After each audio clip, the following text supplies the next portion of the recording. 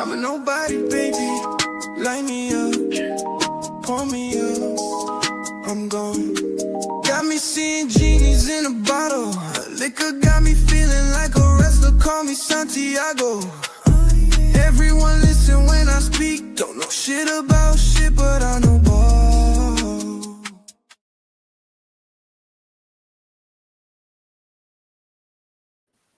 What's up, everybody, and welcome to Two Nobodies with the Mic, episode 154. How's everyone doing out there tonight? We are here live on a Wednesday, live on YouTube, live on Instagram. Thank you guys. This is an interactive show. Talk your shit. We're going to have, college football, baby.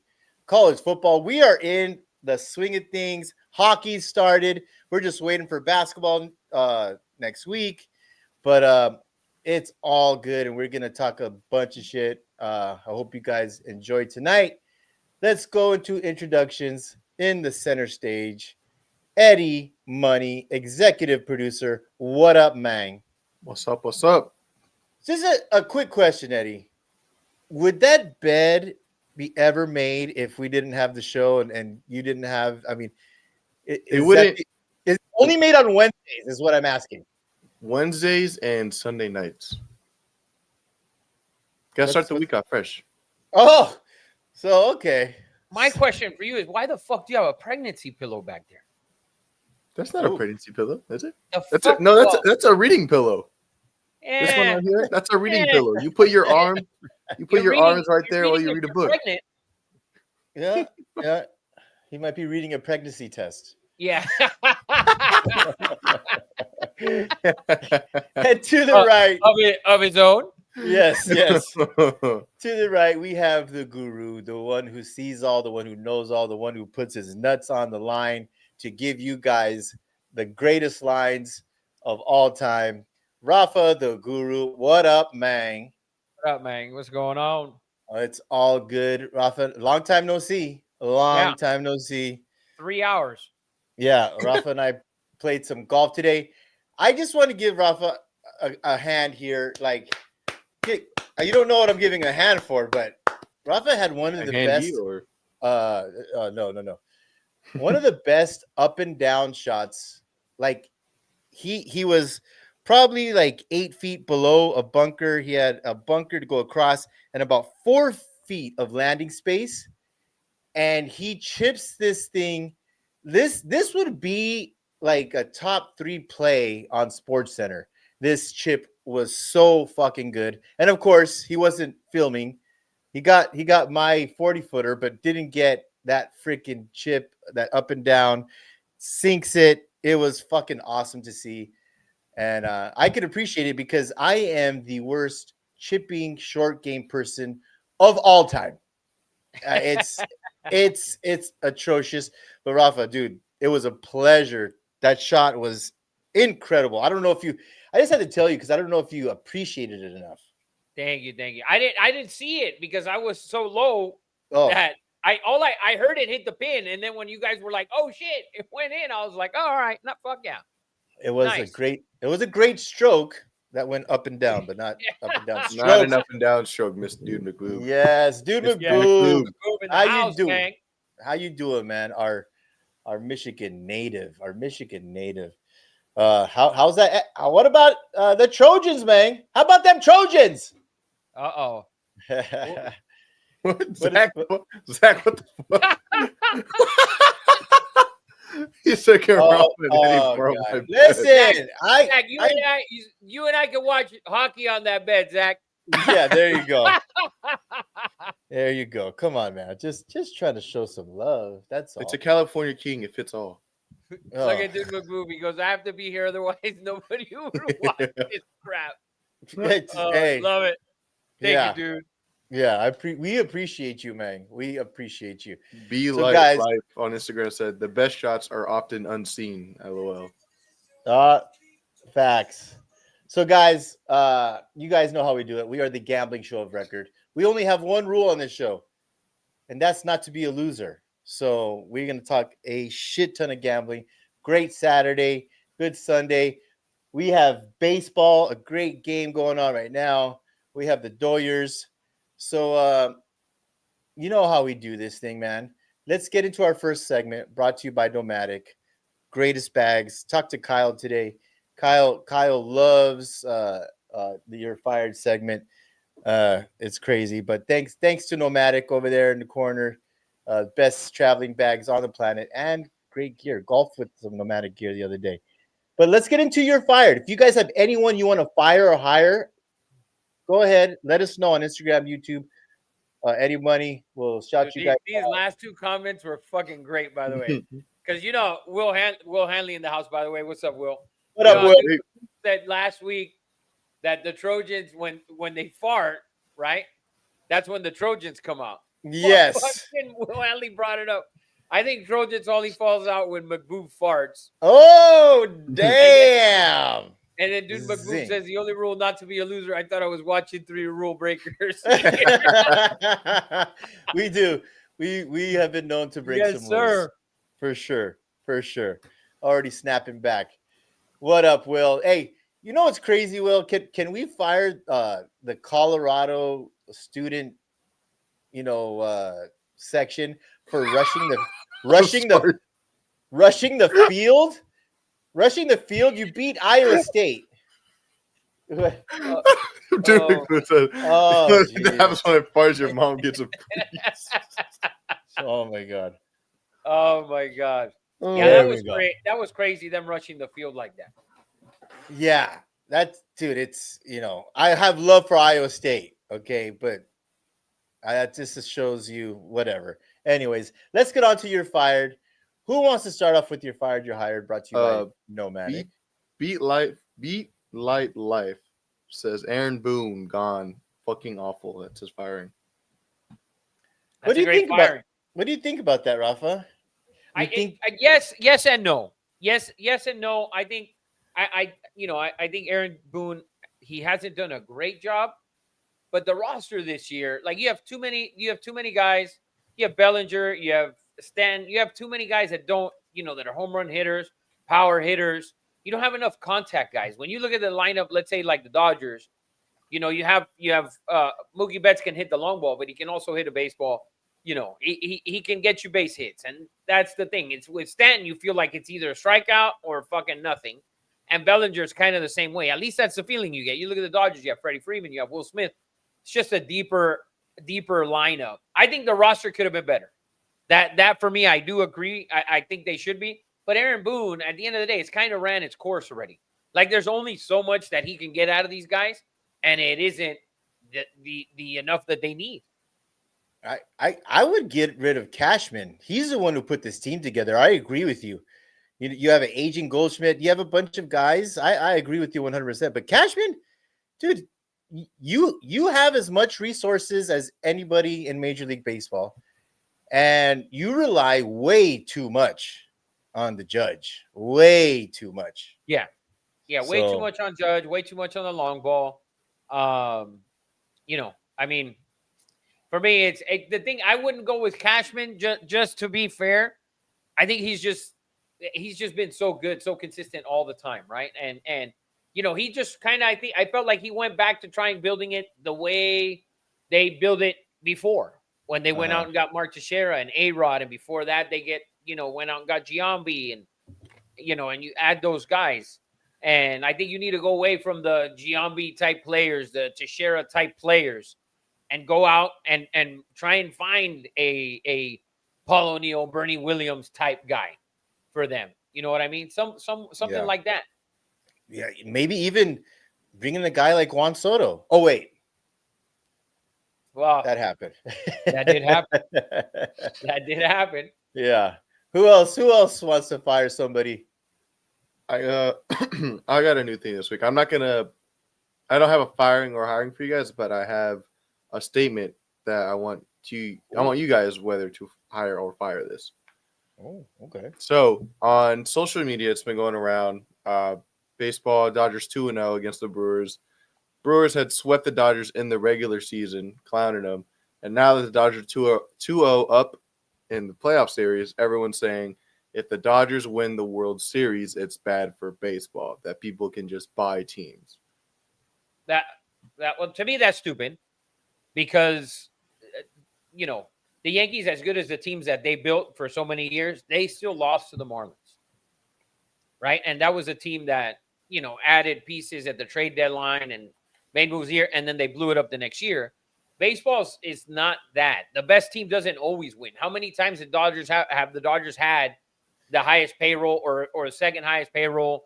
And look at the Mets had $320 million payroll, didn't make the playoffs. How many times have we seen the Red Sox, have a huge payroll and not win it? I think that's bullshit because if you let's analyze the roster real quick without Ohtani, right? Well, we can even do Ohtani. Ohtani would have stayed with the Angels if the Angels would have matched it. And he came out, the agent came out afterwards and said it. People don't want to believe it. The agent said it. And if you know Japanese people, and much respect to them, they're very humble. They're very, they wanted to stay. So I don't doubt that. But Mookie Betts was traded by the Red Sox to the Dodgers because they didn't want to pay him. Freddie Freeman, there was a contract issue. There was something that wasn't spoken, that wasn't told to him by his agent, I guess, miscommunication, and he ends up going with the Dodgers. He could have signed with anybody else. So they add Tio Oscar. Those guys were all sitting in free agency that other teams could have had. Mm-hmm. So it's not that it's a total bullshit cop out. All these rosters are stacked. Look at the Mariners, how many guys they have that would be the best player on how many teams. They have at least 3 players that can be on a handful of teams. They would be by far the best player on the team. Okay, so the Brewers, to me, and somebody asked me the other day, and I look at the Brewers as a good regular season team and a total shit show team when it comes to the playoffs. We've seen it in years past, and we're going to see it again this year. Yeah. No, I agree with you, Rafa. I will say this, that the Dodgers, in my opinion, and I've said this for 2 years now, I've said it since Andrew Friedman has been there. It is the best run organization in all of sports, at least in the United States. They know what they're doing. They're very smart. And, I mean, you can go down the line, right? Pages, Kike Hernandez, these guys, Tommy Edman, by the way, that bottom of the lineup is what produced last night. The top 3 guys haven't done much in this series. So it is a cop-out. And, a lot of people think I hate the Dodgers after my post. I had to explain that I'm a Dodger fan. and I'd like to address that real quick. I'm not against, obviously we have a sports podcast. I'm not against fans criticizing their team. What I don't like, because in LA, we have to listen to this horrendous sports show that takes over Dan Patrick every morning when the Dodgers are in the playoffs. And it's Steve Sachs and Tim Cates, I think it is. And I have to listen to these just myopic Dodger fans. And even Steve Sachs, like, to claim that what's going to happen in baseball, to me, is a farce. Me and BTAP were going back and forth today, Rafa, when I said that baseball is the toughest world championship to win.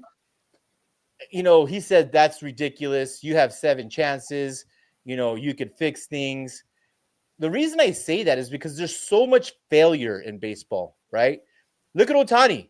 Ohtani, won for, whatever it is. No one expects 169, I think, in the postseason. Yeah.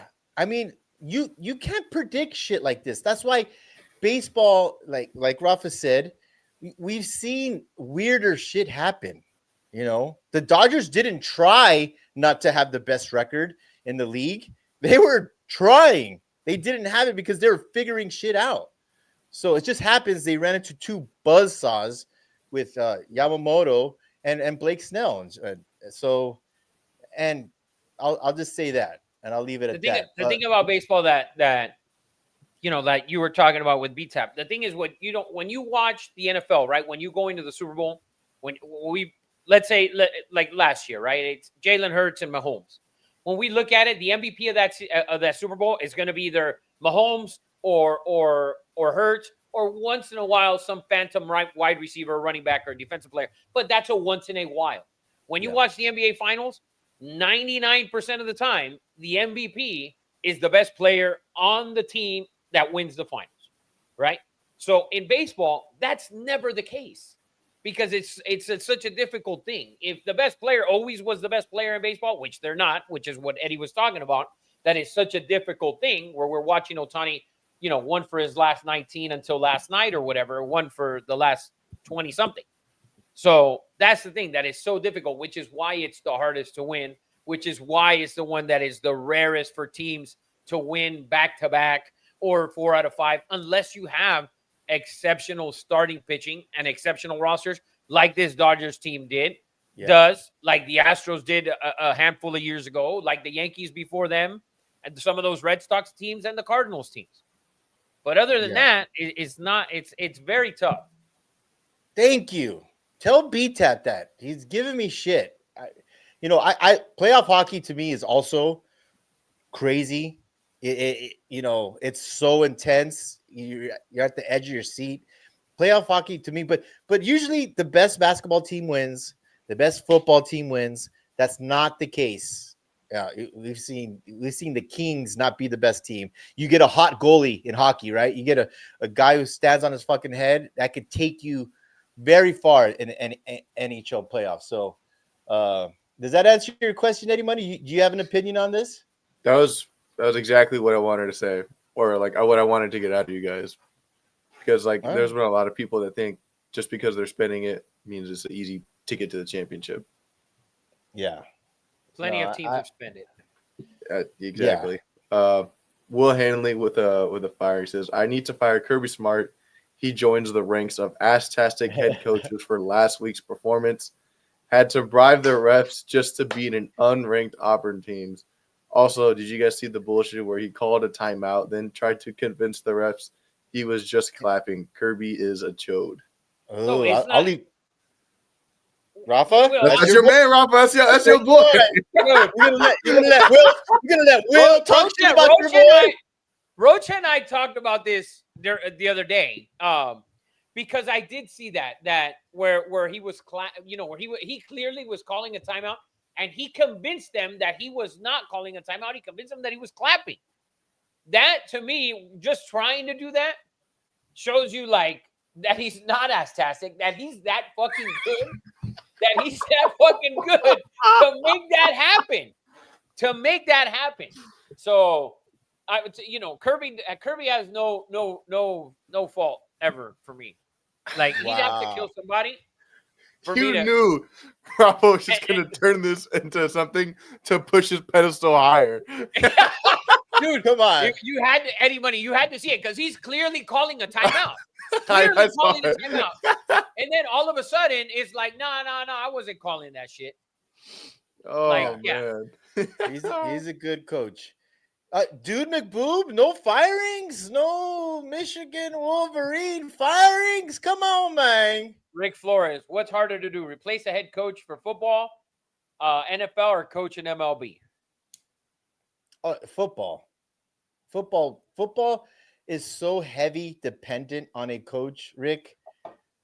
I mean, there's only there's only so much you can do in baseball. You can make moves, you can make sure your team's in shape, you could get them focused, motivated, but you're not calling fucking plays. I mean, that's all fucking analytics now.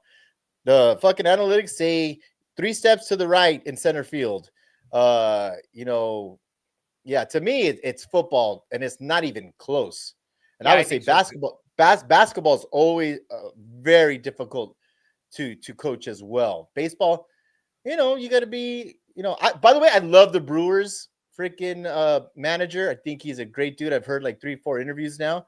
The guy is a class act. I don't know if he's blowing smoke up everyone's ass, but dude, I really like the Brewers freaking manager a lot.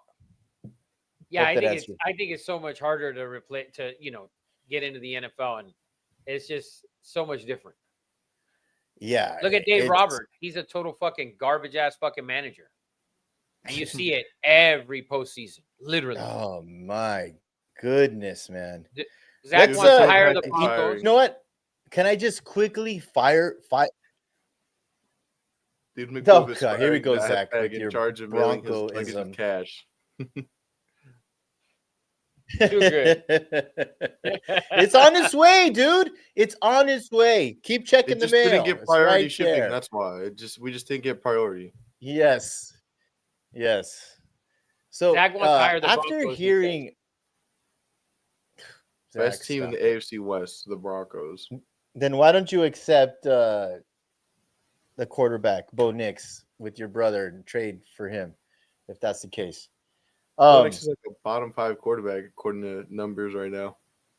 Yeah, everyone's having a problem with PFF or whatever. Everyone's bitching about it right now. I want to fire myself after seeing the post that was posted today. I come from a long line of my father, my grandfather, Puerto Ricans, who made an art of saying the F word. I might have taken the crown in that, and I have grandkids. I need to tone down the euphemisms. I mean, I love my passion, but it's every other word. So firing myself. Maybe we could do a count, Eddie Money, every time I say the F word. Like, Great. you know, Great self-awareness. There was like 2 clips I was editing this week, and I was like, "Damn, Eddie's really heated. He's just dude, my wife and my kids, by the way, my son, they're like, I told him today. He's like, at least you're realizing it. He's like, we've been telling you for a while. Like, your mouth is bad. And I mean, just and that clip and then the other one that I posted, I also edited out a bunch of F-bombs. So there's still more within that 1 minute. Yes, I am an artiste with the F word, but I'm going to try to tone that down. I'm a tip, I don't know, a swear jar or whatever. I know Rafa, being Cuban, it's also, I don't know, that's not, probably doesn't bother you at all. No, not at all. Yeah. Rafa, So I'm going to fire myself. Firing approved. Thank you. Well, Hanley said it's probably my fault, Eddie, for bringing up Brock Purdy. Yeah, 100%. 100%. Freaking Rafa, you got a firing or hiring this you week? got a firing No, or hiring? man. No, let's get to the good shit. All right, man. That's your fire. Brought to you by Nomadic. NFL is king. Let's get into it. Another bunch of home freaking dogs, Rafa. And I hope you're ready to get those blue chips going. What are we starting with first, Eddie Money? Well, starting with Thursday Night Football, tomorrow we got the Steelers -4.5 going into Cincinnati to play Joe Flacco and the Bengals over under 44.5. Did you see the comment made by Mike Tomlin about the Browns head coach? I did. He was like, I forgot who the Browns coach name is, but he's like, I don't know what he's thinking over there, but if you were so confident in Flacco to be your game 1 starter, why trade him in division? And he's like, maybe I'm just not seeing something, but I think he was talking about the GM, actually. I don't think he said Stefanski. I think it might. Oh, yeah, it was the GM. Yeah, it was the GM. I would have recognized that name. That was pretty crazy of Tomlin to just come out and be super say honest. it like that. Yeah, that was some balls. But I mean, this is the game of the geriatric quarterbacks. Who are we kidding here? Aaron Rodgers versus Joe Flacco, 2 Hall of Famers, both have Super Bowl rings. Age of 81. Oh, dang. You gotta love it. You gotta love it. In that last game, Aaron Rodgers in that second half, he had 11 dropbacks and was not pressured once. DK threw if you don't get after Rodgers, he will tear you up, man. He will tear you up. And here we go again with the Steelers, Rafa. Here we go again. A roster that I thought wasn't going to be, a 9 or 10 win. It doesn't matter, Eddie. I'm fucking tired of it. I'm tired of it. But it doesn't matter. It doesn't matter who the roster is, who the quarterback is. It's Mike Tomlin, man. He's that good. This is my favorite game of the week, though. I'll be honest with you. Wow. Really? If it's my favorite game of the week, the line open at 5.5. I'm going to blue chip the Cincinnati Bengals and Joe Flacco. Thank you. And to me, the Steelers, although they are whatever 4-1 or 5-1, I think Eddie Money. What are they? 4-1. 4-1. 4-1. Yeah, so they're 4-1. To me, I think Cincinnati didn't play terrible last week, considering Joe Flacco just came in, going into Green Bay, who was on a bye, and they weren't totally awful on both sides of the ball, to be fair. So to me, and Pittsburgh hasn't looked over dominant with anyone, right? Last week, coming off a bye, they had the Browns at home. Browns coming all the way from across back from Europe. To me, I like the Bengals here, giving Joe Flacco another week, a full week of practice. Well, not a full week of practice, but now he'll be there, a little bit more time. I think at home, I think the game's going to be tight. I think the Bengals cover the 4.5. And to be honest with you, I kind of think the Bengals can win this game. I think they win this game. Woo. Put the So horn. but I'm going to go Fire Bengals up, plus 4.5. fire up the blue chip horn.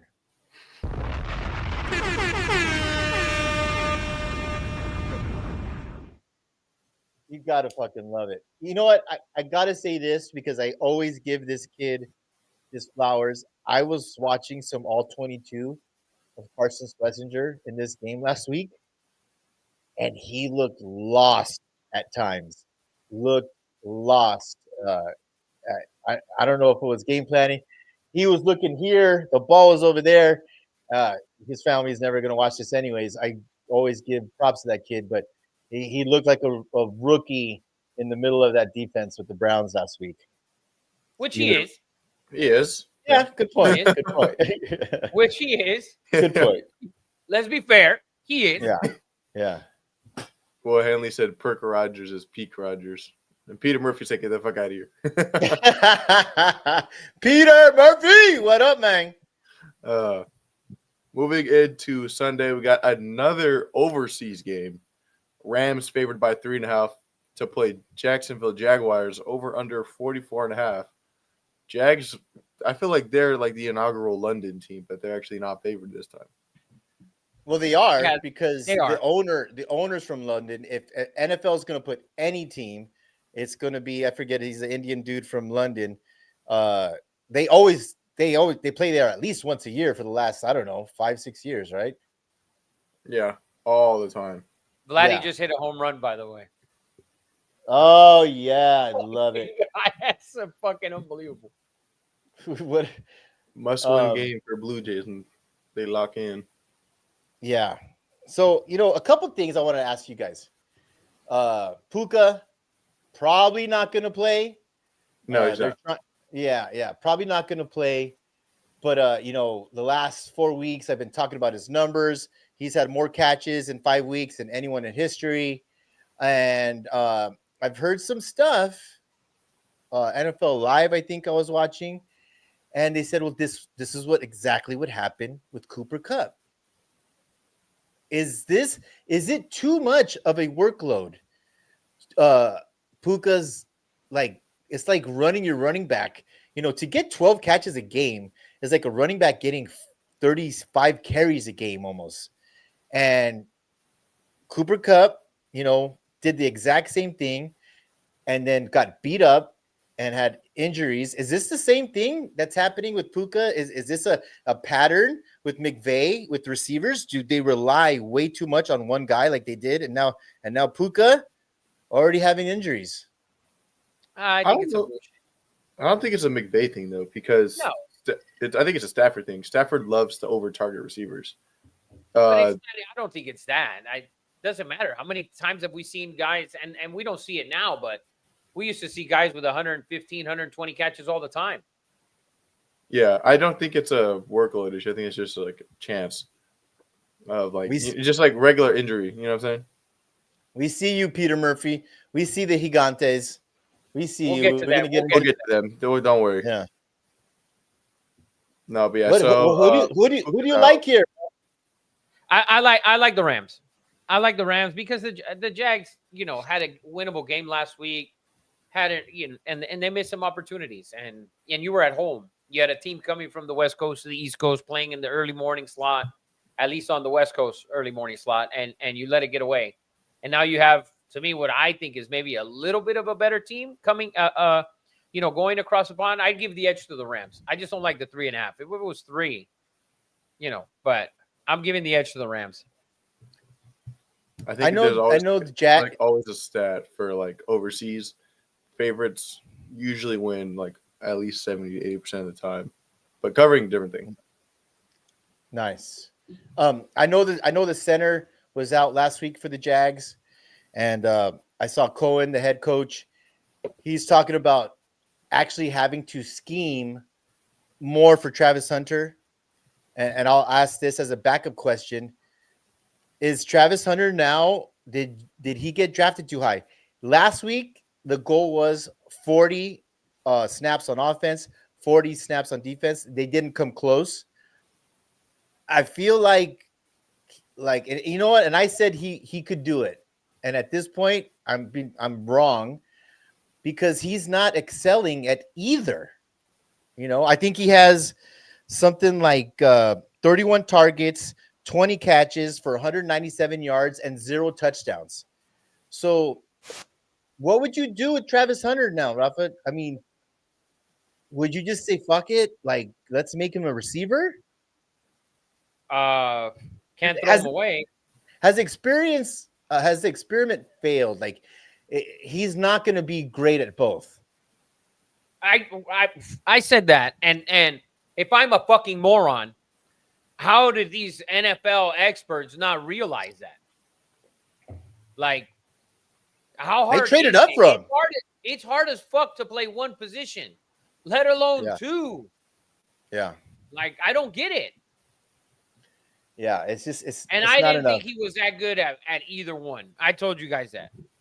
Yeah, True. did. All right, let's move on. It's hard to be good at 2 positions, and would you say like this is one of the hardest sports to be like consistent, like a consistent starter in? Oh, well, quarterback to Not me. in baseball. I At mean, quarterback- just to get playing time, like in general, not position wise. fuck, I don't know. Well, I'll tell you this: the average NFL career is 3 years. It's a young man's sport, so that is one. Guys get moved in and out consistently, and you guys know what I think about cornerbacks in general. Cornerback to me, and is the hardest thing to do in professional sports. And I know Rafa thinks hitting a ball is clearly tough. We've seen Ohtani struggle with it in this series. And he's one of the 2 best players on the planet. Yeah. I kind And of just he hasn't been able to do it. You're gonna tell me that some fucking random Joe Schmo is gonna be able to get the fuck out of here? That's not what I'm saying. It's not what I'm saying. What I'm saying is having to run backwards and follow a guy who runs a 4.3 and he knows where he's going. It's to me is just athletically almost impossible. Athletically inclined for sure. Yes. So coming back to the U.S., we got our 10 a.m. games, first slate. We got the Raiders heading into Kansas City. Kansas City, big favorites by 12.5.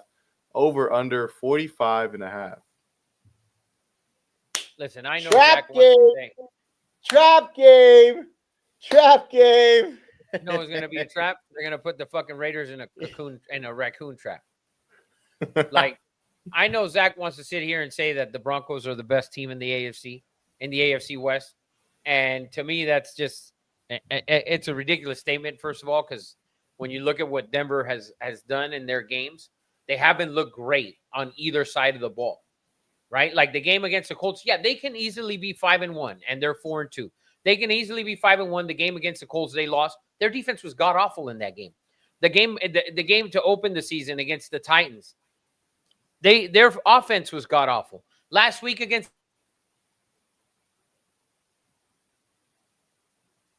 and you played the New York Jets. Would they have -10 passing yards? Like, I mean, that's the team we're gonna credit. This is the best team in the AFC West, and it's the Kansas City Chiefs. They're going to start rolling. Patrick Mahomes is too good. He's going to get back Rice.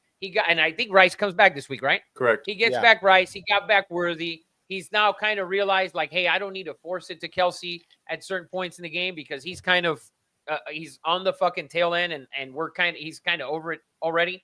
And whether you guys want to believe it or not, that Lions win was a big time win against a really, really good football team that looked Facts. like they had figured it out on offense. And you know, they whooped their ass, to be honest with you. And I know they were at home, but that was a big time game, and the Chiefs put the fuck to them on Sunday night. So I'm gonna take the Chiefs here to fucking cover this game. Oh, I'm taking the That- Chiefs to cover minus 12.5, minus 13, whatever the fuck you want to make it. 11 and a half. Right? 12 and a half. We got moved up. Oh, I think the Chiefs are going to cover. I think Geno Smith is god awful. It's Agreed. hard to watch. I mean, Max Crosby. You know, Max Crosby loves to play these games. It's Yep. it's at 10 in the morning, Max. You're not going to be on prime time. Fucking relax. Take some plays off. Take some plays off. You can chill for a little bit. You'll be all right. It's all right to lose. Your team's god awful. Listen, this is my Super Bowl, right? This is my Super Bowl. Twice a This year. is, and the one thing I'll say is, this is, you know, and it might not be to the Kansas City Chiefs, but I think it is actually. This is Notre Dame SC. This is Michigan, Ohio State. This is like when a team is really good and a team is really bad, which we know who is who in this situation. The Raiders always seem to step it up against the Chiefs for the last couple years, at least. So 12 and a half, man. And I agree with you, Rafa. That was a legit win. And I am a certified Chiefs hater, a disliker. I am a No, certified. you could throw hater. You upgraded yourself. Well, yeah, I might be president. You know, I went in and I said they were cheaters for the pick plays, and oh my god, I had to get out of the comments because Chiefs fans are currently circling Downey right now with the radar guns or whatever. Got a lot of hate, but you know what? You know, it is what it is. I'm not going to say that they're not going to cover. I just think the Raiders have a tendency to play definitely to the level of their competition, but they always seem to play the Chiefs tough in the last couple of years. I think Max's hair is more red than usual. It's on fire. Agreed. What do you? I mean, Chiefs- Eddie Money? What do you got? I think Chiefs win for sure. But Raiders, this is their biggest game of the year. I feel like this is the only game they ever pay attention to when they go to Kansas City. Last 3 years, they've been underdogs of 13.5, 8.5, and 11. And they've covered 3 straight. But Chiefs offense, they also get Rashee Rice back. So you have to see how they play with him. They have said apparently that he's not going to be on any like snap count or anything, any restrictions, no ease into the workload. So, and they're like the number one, not pass offense, but the amount of like times they pass or have like good pass plays, they're like number one. And I forget which advanced metric it is, but so adding Rashee Rice will definitely be huge for him and for my fantasy team. And listen, the Raiders' defensive backfield is preseason was ranked the worst, and you know, although there's not big names, Rashee Rice, Xavier Worthy, the other dude, they have now 3 to 4 guys that run under 4.3.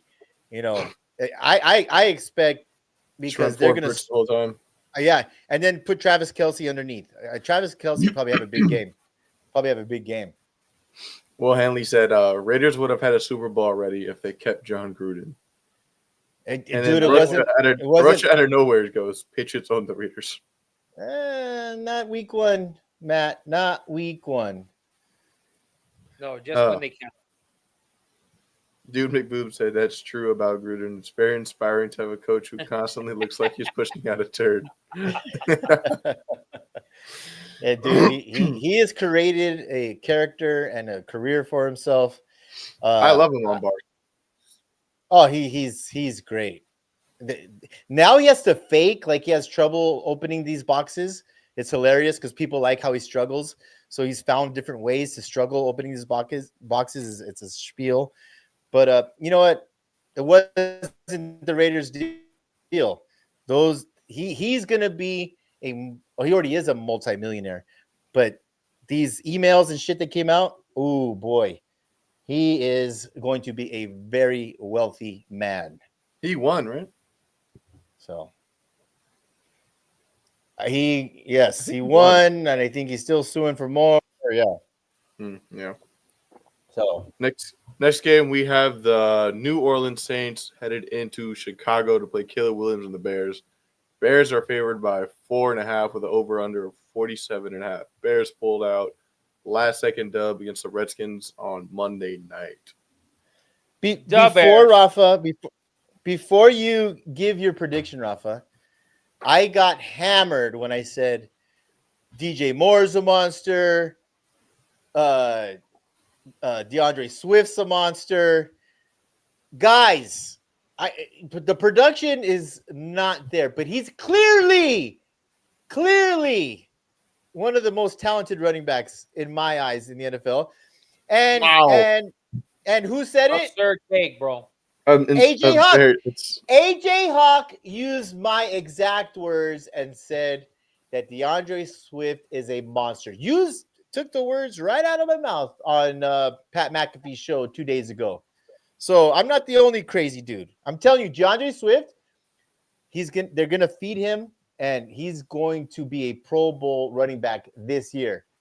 Mr. Swift from the University of Georgia, prove me right, man.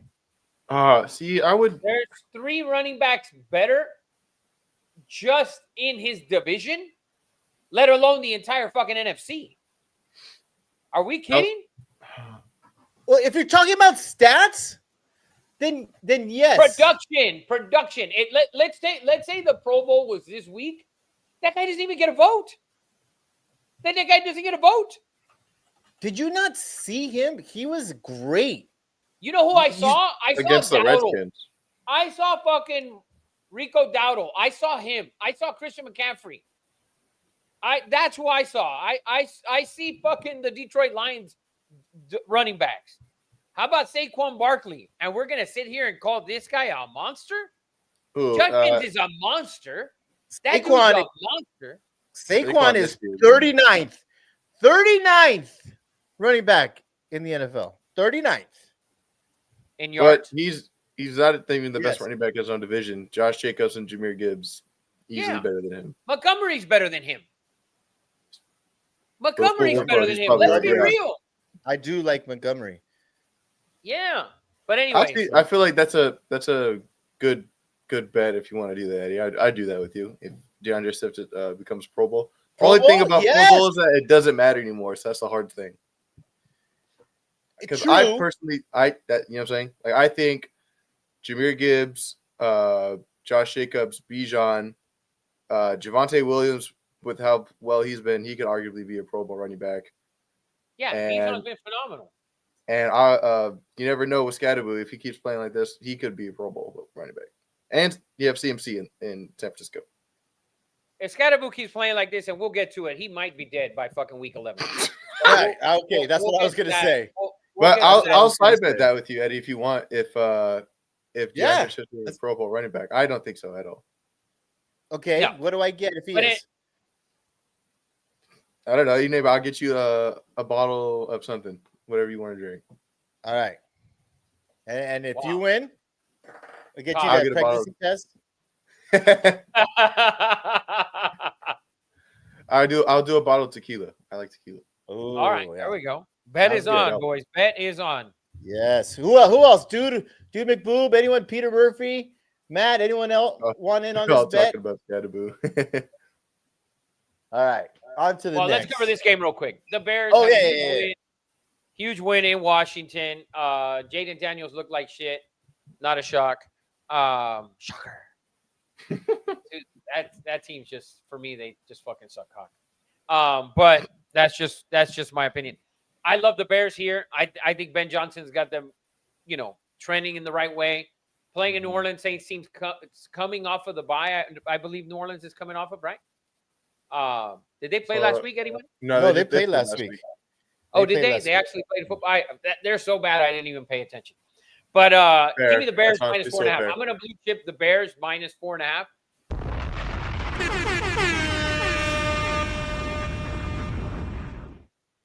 I think the Bears are going to cover this game easily.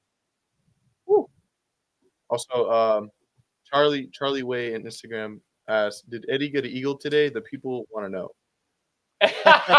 So it's Okay. we knew We that knew. was going to be the question. I'll let Eddie break it down for you. Okay, so just so everyone knows, Rafa has the Meta glasses, the Meta Oakleys, so he's recording the whole time. Oh, that's cool. Sick as fuck. First time I've been. It's a hole number 6 at Angeles, great course. I got on 2. I've done it twice. The first time I got a 10 because the green is so crazy. This time, 40-footer, I sink it. Rafa sends it to the group chat, and Jay, shout out to Jay, makes that video. So it looks like it's an eagle, but 100% that's a birdie, which I've had birdies before. But we knew, like, what is this guy so pumped up about? He just got a birdie. So, yeah. Just the difficulty of the hole as well. Just the difficulty of the hole as well. Yeah, no. If it was an eagle, I would have posted. I would have made 8 different videos. Never even been close to an eagle, by the way. I've never been on a green and won for an eagle. So, but a valid question, CB. Valid question. To clear up any and all confusion. Yeah. I want to lie so bad. I want to lie so bad and say it was for eagle, but I can't do it. This next game will be interesting. We have the Dolphins going into Cleveland, play the Browns. Browns favored by 2.5, over under 39.5. We have statistically the worst defense versus statistically the best defense. So this game will be an interesting one. Dolphins can actually move the ball. Browns can't. So it's literally going to be like an unstoppable force versus a very movable object. Yeah. Before Rafa gets into his prediction, I just want to say, Myles Garrett had some weird comments today. I'm sure Rafa heard about it. They're interviewing him. He was talking about chasing down a running back or something. He's like, if I was butt naked, I couldn't run any faster. So I know Rafa, is Rafa definitely put that thought to imagination. Yeah, it's his bulletin board right now. But but he also complained, Myles Garrett, about his team and the lack of offense. And this is the problem I have. This is the difference between a Max Crosby and a Myles Garrett. Myles Garrett, obviously more talented, right? The best defender in the league. But Myles, you threatened, you put out the statement, trade me, and you sat there and took the money. You would have got paid where there was a line of 31 teams that would have paid you. And you chose to stay in that shit town, Cleveland. And now you get what you get. You get what you get, Myles. You can't complain about it. All you can do is be a leader and fucking try to raise, the team's, I don't know, level of play at quarterback somehow. So that's all I have to say about that. I'll let Rafa give his prediction, but it kind of irked me. It's like, dude, you could have left. You could have left. Yeah, listen, both of these teams have players that have made statements this week that they probably want to take back, right? Tua came out and said, guys have been missing, been missing, coming late for team only meetings, that a player only, yada, yada, yada. He walked those comments back. Now you have Myles, talking about production on the team, on the offensive side of the ball. But I like the Browns here. I think this weekend, if the Browns beat the Dolphins by double digits, I believe that Mike McDaniels does not get to work on Monday. I think this is it. Like, listen, you lost to the Panthers. You lost a tough game to the Chargers. I know you lost a tough game to the Chargers. You can't go, and you have a better roster than the Browns, at least on the offensive side of the ball. But you can't go into Cleveland and get spanked again, and then your season's basically over at this point. So to me, I like the Browns. I like the Browns. Yeah. Yeah, did you see Mike McDaniel? I said it. I said he'd be fired game 5. I think he's lasted another game than I gave him credit for. He looks so defeated walking in with his fucking knickers on, with his tiny calves, fucking sweats and bullshit. Peter Murphy going off on Myles Garrett. You better fucking protect your man. You better protect your man. No, I agree with you. And I'm not a hater of Dylan Gabriel. I think I told you before. I think Stefanski is going to game plan him up and knows what he does. Miami's done. Stick a fork in them, man. Yeah, I like Cleveland. I like Cleveland in the spot. Eddie Money. Let's blue chip Cleveland Browns -2.5.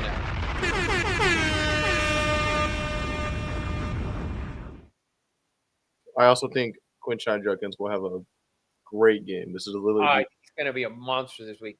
defense, rushing defense. He'll be on my props this week. There you go. Next game, we got a road favorite, like Eddie was talking. We got the Patriots -6.5 going into Tennessee. Titans just fired their coach, so we'll see. What do you guys like to say? You like to see the week after, see coach problem or team problem, right?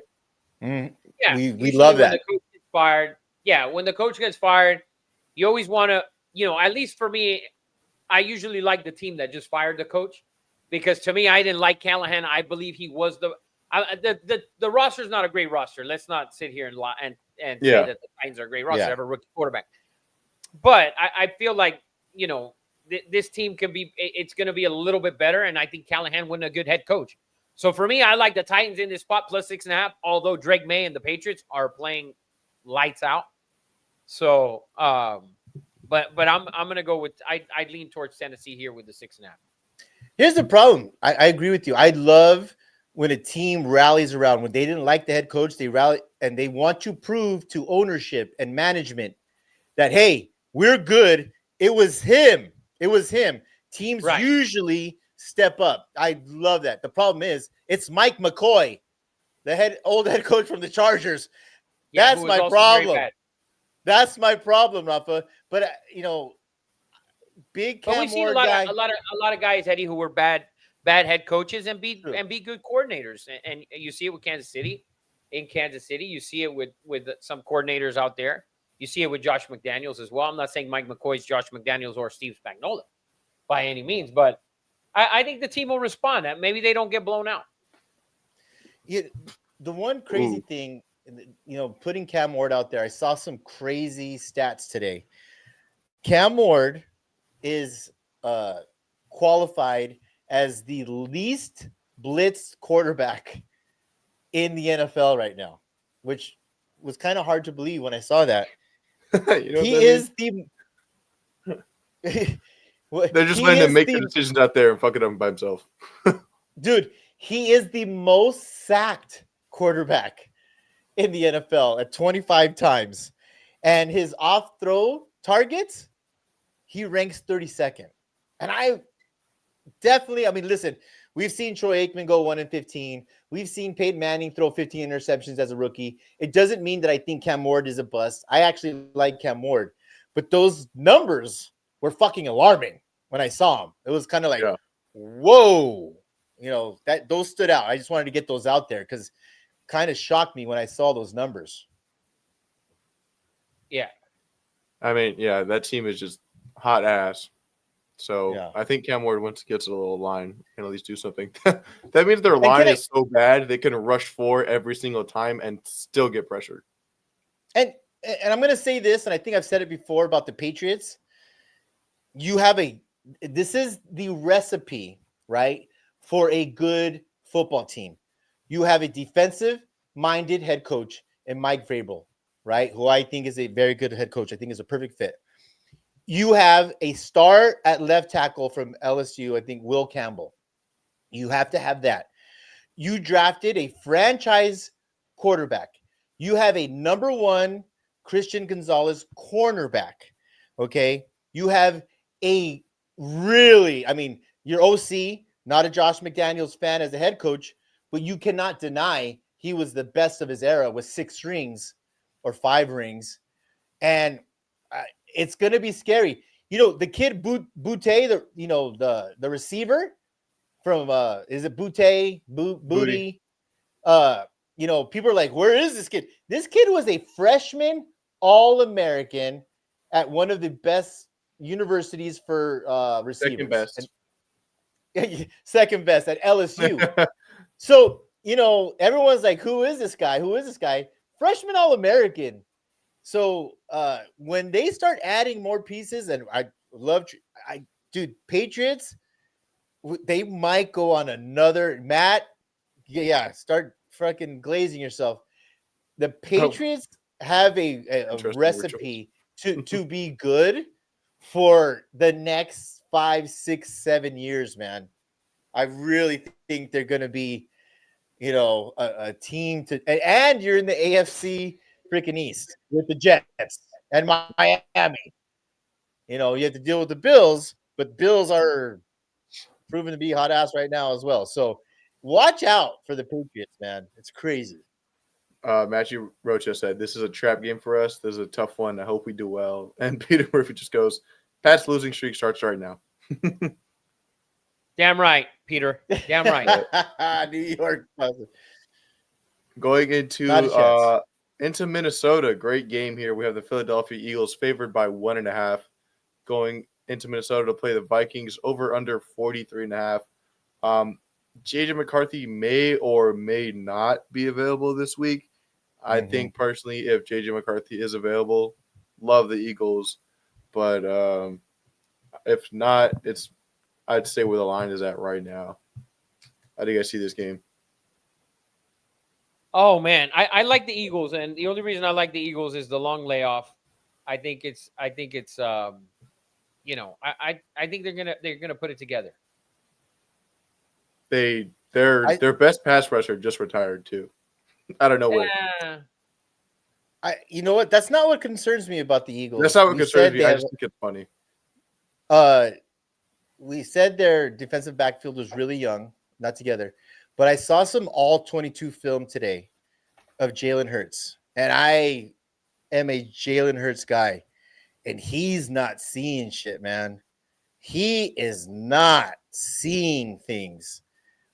Multiple, and it's the last 2 weeks. He's waiting too long. And if he's not running for first downs, he's struggling passing for him. And Saquon right now, 29th in the NFL in yards, 3.4 yards, which is way down per rush. And, is it an O-line thing? I think it's because I don't know, but there's issues. There's issues right now. It's different from years past when they were winning games and it's like, oh, we'll get this right. There's issues in Philly right now, man. I'm telling you, man. Huge issues. Dude, Peter Murphy goes, Eagles are hot garbage. Die, Eagles die. And Dude McBoob says, you know what concerns me regarding the Eagles? Deforestation. Wow. That's a good one. You. Always a zinger. Always a zinger. Next game, we have the Carolina Panthers, who are favored by 1.5, going into New York to play the Jets. Over under 41.5. I kind of like the Panthers here. Panthers haven't played ass-tastic. Jets have played pretty ass, though. Pretty ass. Justin Fields has made fools of all of us. 100%. It's in the fourth quarter. Garbage time. 100%. And I mean, it's really bad. It's really fucking bad. And there's talent there on offense. I don't give a fuck what you say. Wilson. Oh, agreed. Wilson yeah. injured for not sure how long, though. He will be out for this week. And Panthers, actually, Rico Dowdle, they might have found their starting running back against instead of Chuba. They asked the head coach, I guess Dowdle had broken the franchise record for most scrimmage yards in 2 games. And they asked the head coach if he has earned a starting spot. And he says, we'll see when Chuba gets back. So after breaking your franchise record, you are not solidified as either starting or even just sharing reps with the starter. Isn't that crazy? Dowdle's pissed. I'd be fucking pissed too. He's running angry as F. Running angry as F. And good for him, man. Really happy for him. Yeah. The revenge game right there. What do you Peter got, Murphy, Rafa? great comment, by the way. They should just move the team so we can focus on the Giants. Move them to Winnipeg. Yeah. How do you guys see this game shaking out? I love it. I like the Panthers, to be honest with you. I do too. I too, I do surprisingly. too. Yeah, I like Canales. I think he's a good coach. I really do. Bryce, you see those clips of Bryce Young and their comeback win too? They're down like 3 touchdowns, and he's like going everyone. He's like, believe in me, like I got you. Stay with me, and then they rallied around. Cat High School, man, Cathedral High School Phantoms. You know, he went to some other high school named Mater Day or some shit like that. I think they're okay, but originally from Cathedral, baby. And I froze when I saw him at the Gucci store. Froze like a bitch when I wanted. That's a huge win for Carolina last week, and you know, Huge. shows you how bad. Yeah, it shows you how much Bryce Young has grown, right? But it also shows you how bad Dallas's defense is. That you needed one stop to get your guy back the ball, and you didn't manage to do that. I'll wait for my comments on Dallas defense. I'll wait. I got something for that shit. All right. Well, we all like the Panthers in this one. Roach had thrown some shade. The Panthers are such a mediocre organization, which is true. And he says, but we're talking about the Jets. Yeah. That was the last of our first slate of games. Next slate, we got the 1 p.m. games for us on the Pacific Coast. We have Peter Murphy's Giants heading into Denver. Denver's favored by 7.5, over under 40.5. Jackson Dart and Cam Scadaboo leading that team to wins through the power of friendship.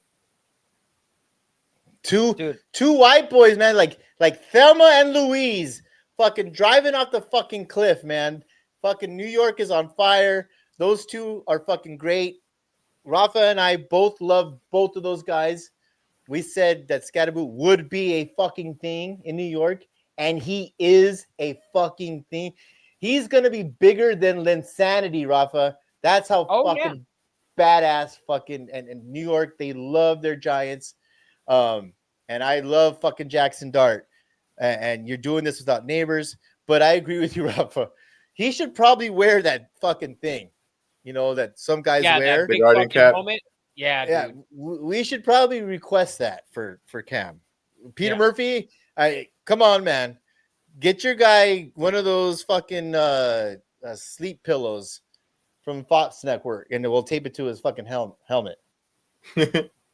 I'm gonna go. Listen, Denver. You know, I said it earlier. They're 4-2. I feel like they're not an impressive. I don't feel like I've been impressed with the Broncos. And if you're a Broncos fan and you're gonna sit here and lie to yourself and say that you've been impressed with your team, you'd be lying. I don't think they've had a. Have you seen a good outing yet? Right. I mean, I don't know. They beat Philly, right? Philly, we've seen. Yeah, but when you look at that game wasn't a full. You know, they didn't put that game entirely together. It looked like it was, you know, like Philly kind of gave it up in that second half. The first half of the game for Denver was god awful. It was ugly. Yeah. So they haven't put together a complete game yet. I think 7.5 for them is too many points. I'm going to blue chip the New York Football Giants. Woo! And I like the Giants, man. You got to like the Giants. Will have a fucking comment right now. Scatterable gives CT. That needs to be a shirt, Will. That fucking needs to be a shirt. He'd be a millionaire. So good. We so said it fucking before good. the season started. The night right after the draft, we talked about how good he was going to be in it. That you know, he's a game changer for sure. And guys, and Eddie said it. New York was going to love him, and you know, it didn't take long. It didn't take long at all. So good for New York to have these two white boys doing their thing. Yeah, he was the 8th running back taken. You know, Trayvon Henderson, Judkins, the kid Caleb Johnson, obviously Genty. Genty, the 8th guy taken. And what he Very did, he's very Diego Pava-ish. He puts teams and the energy on his fucking back. Is he the most skilled? Not by any fucking means, but we saw him do it at Arizona State, Rafa. He almost threw the ball twice. He caught balls out of the backfield. He did it all for Arizona State, and he's just doing it at the next level. I didn't think it would happen this fast, but Trent Tracy, bro, take a back seat. This is Scatterboo fucking time. He has that I Diego. think Trent Tracy sorry Yeah. to cut you off, Ed. I think No, Trent no. Tracy should be that next back, like when Cam's tapping his head, Yes. and he's tapping his head for CTE. When he's doing that, like, dude, that's when Tracy can get some action. But other than that, this is Cam's time, and I would give him the ball fucking 18 to 22 touches. To be honest with you. Facts. And you have a Facts. bruiser. He's a bruiser. And you have Jackson Dart who can run the ball. I mean, all the way around, I think they can have a really good running attack, which complements a really good defense that they should have. Yeah. No. We all will and Peter Murphy, we are fans and have been fans of Mr. Scatterboo. Just put an extra pillow around that kid's helmet. Yeah, wrap him up with like the biggest pillows you can find. Big time. Bubble wrap his head. Bam. Next game, another great game we have here. We got the Colts going into LA to play the Chargers. Chargers favored by 1.5. Over under 48.5. Second time in the last 3 or 4 weeks that the Colts travel into that stadium. They should have beat the Rams last time.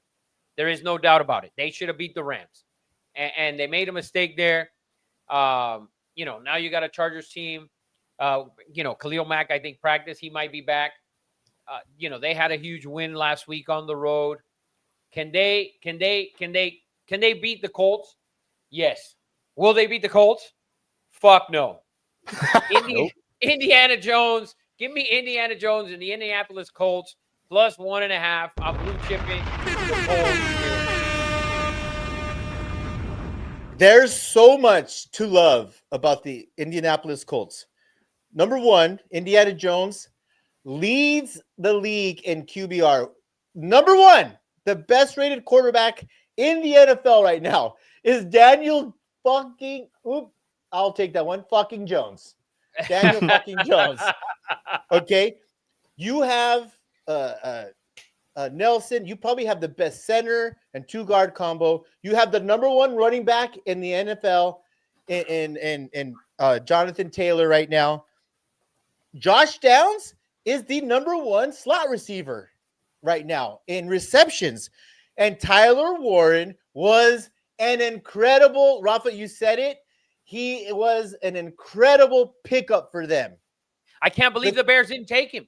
He was clearly the best tight end in this draft, and it wasn't even close. And he was a scatterboo.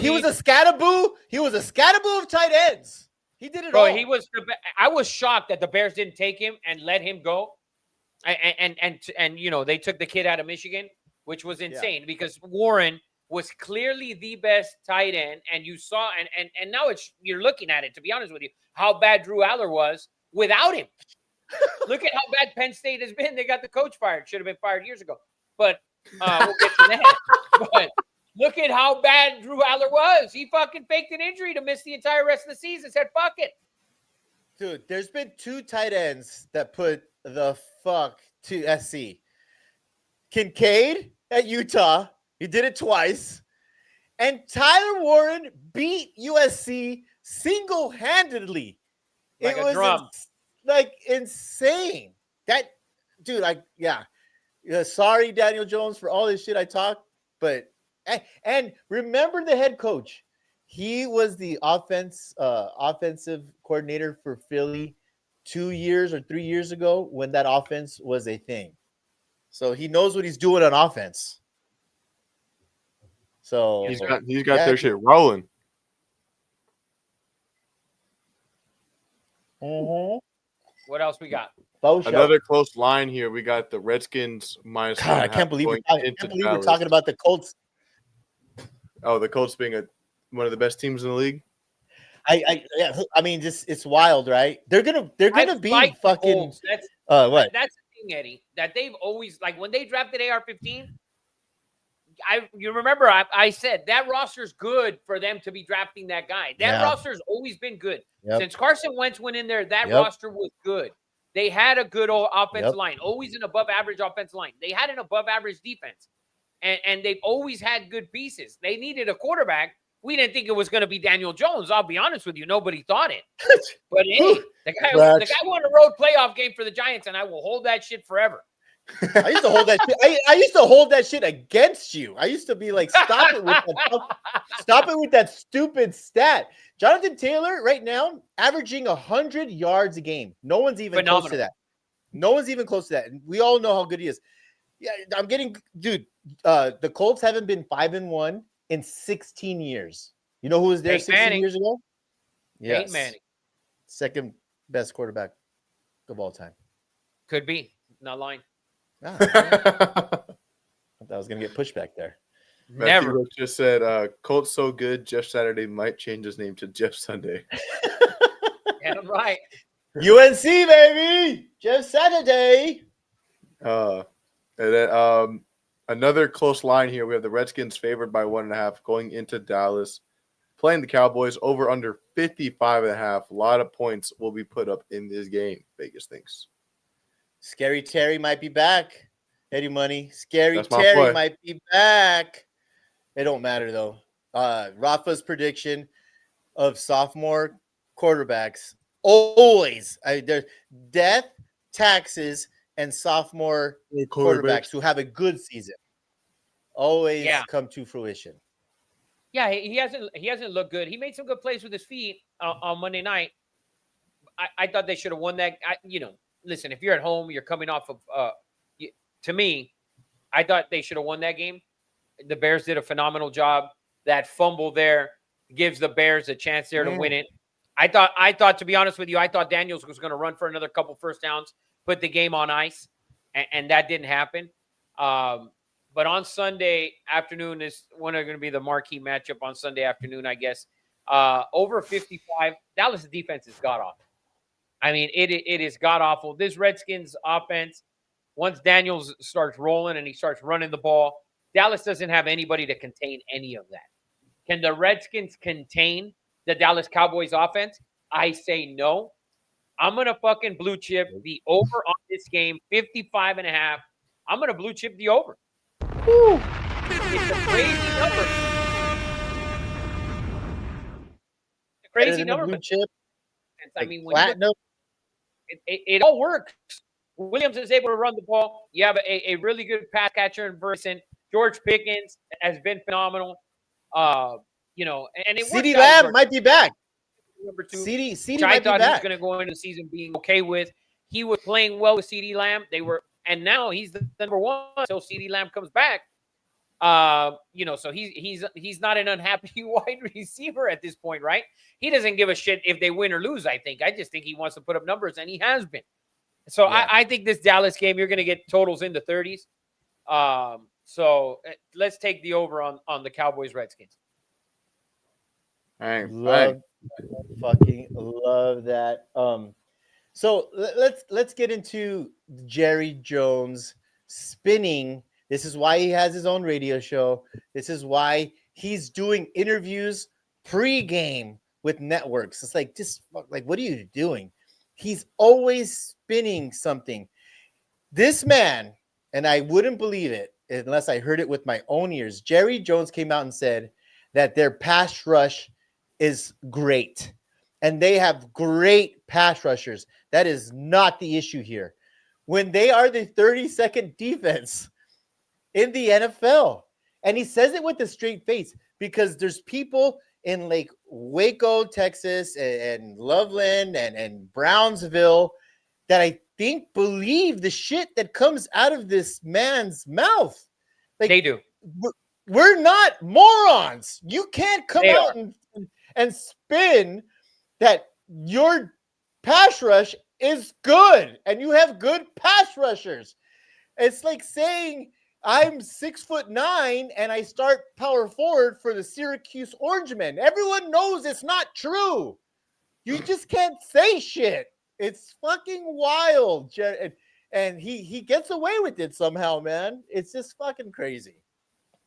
By the way, great power forwards. Coleman, Ronnie Cycli. I was a big Syracuse fan back in the day. Dude McBoob says you aren't. Jimmy Boeheim, baby. Jimmy Boeheim. Love me some Syracuse basketball. Nobody's not morons. Thank you, Peter. Correct. That's also be a shirt. We're giving you a business here. Last afternoon game on Sunday, we got the Packers favored by 6.5 going into Arizona to play the Cardinals. Over under 44.5. I think Kyler Murray's still questionable. I think Marvin Harrison is still questionable as well. You just got Trey McBride out there, and just friendship. Doing things. Yeah. I Doing pass on things this by game. himself. He might pass himself the ball. Yes. This game, I mean, come on. Yeah, I don't give a shit about this game. Green Bay It's 6.5. Green Bay looks to be the best team in the NFC, Eddie, right? Green Bay and Tampa Bay, the two team the parlay. The Green Bay and Tampa Bay look like the two best teams in the NFC. But 6.5. If Kyler Murray's not playing, I'd like Green Bay in this spot. So, Arizona is one of those teams that's just disgusting to watch. I'll be real. It's not fun. No. Jacoby Get Brissett, he started for the first time in I don't know how long. And whatever his stat line was, the amount of yards and touchdowns he got, Kyler Murray hadn't got it in over 3 years. I'm a fan of Jacoby Brissett. He's one of my favorite black I quarterbacks. am too. I am. Yeah, I feel like That- always that like, list is- he always- Very Says It's the right very team. small, but Yeah, let's get on to a better game because this game is going to be god awful. oh yeah, it was Kyler Murray hadn't thrown for like 320 yards since in like 3 years, and Jacoby Brissett did it his first day against the Colts. Since DeAndre Hopkins was there, probably. Yeah. Sunday Night Football, we have the Atlanta Falcons versus San Francisco 49ers minus 2.5. Over under 47.5. 49ers eluding Fred Warner for the season. Another player gone. And Falcons coming off a big win against the Bills on prime time. Falcons, I think, statistically have the best defense now. Yeah, the Falcons. The Falcons They have a look pass good. rush. They have a pass rush. There you go. Yeah, the Falcons look good. They look good on Monday night. Big win after the bye week. Good for them. Niners, that injury bug just kills them. Last handful of years, it's just god awful. Minus 2.5. I have zero opinion on this game. Just not one. I That's mean, fair. listen, what's her name? Not Avril Lavigne, but the other one. How ironic is that the only person that's healthy on this 49ers team is Christian McCaffrey? How about that for some NFL writing? Yeah. Oh, that's It's- over with after Eddie's fucking comment. yeah. Out for season. Listen, I'm not a Raheem Morris fan, but that offense, ton of weapons, and I guess everyone was right about Bijan Robinson, man. He's electric. And let's not forget, this is the second coming of Thunder and Lightning, Reggie Bush and Lendell White. Algiers is way underrated. They might have the best duel other than Gibbs and Montgomery. We need Dare to say start- monster? Dare say monster? Monsters. Yeah. I'm telling. Yeah, that's a good one. No. If Michael Penix, who was 20 of 32 with the touchdown, if he can get his shit together, this offense is going to be scary. And we've seen something in Atlanta that we haven't seen, and they addressed it in the draft. And both guys, the kid from Tennessee and I forget the other one, they're getting after the quarterback, and that's the one thing that they've been missing for 3 or 4 years now.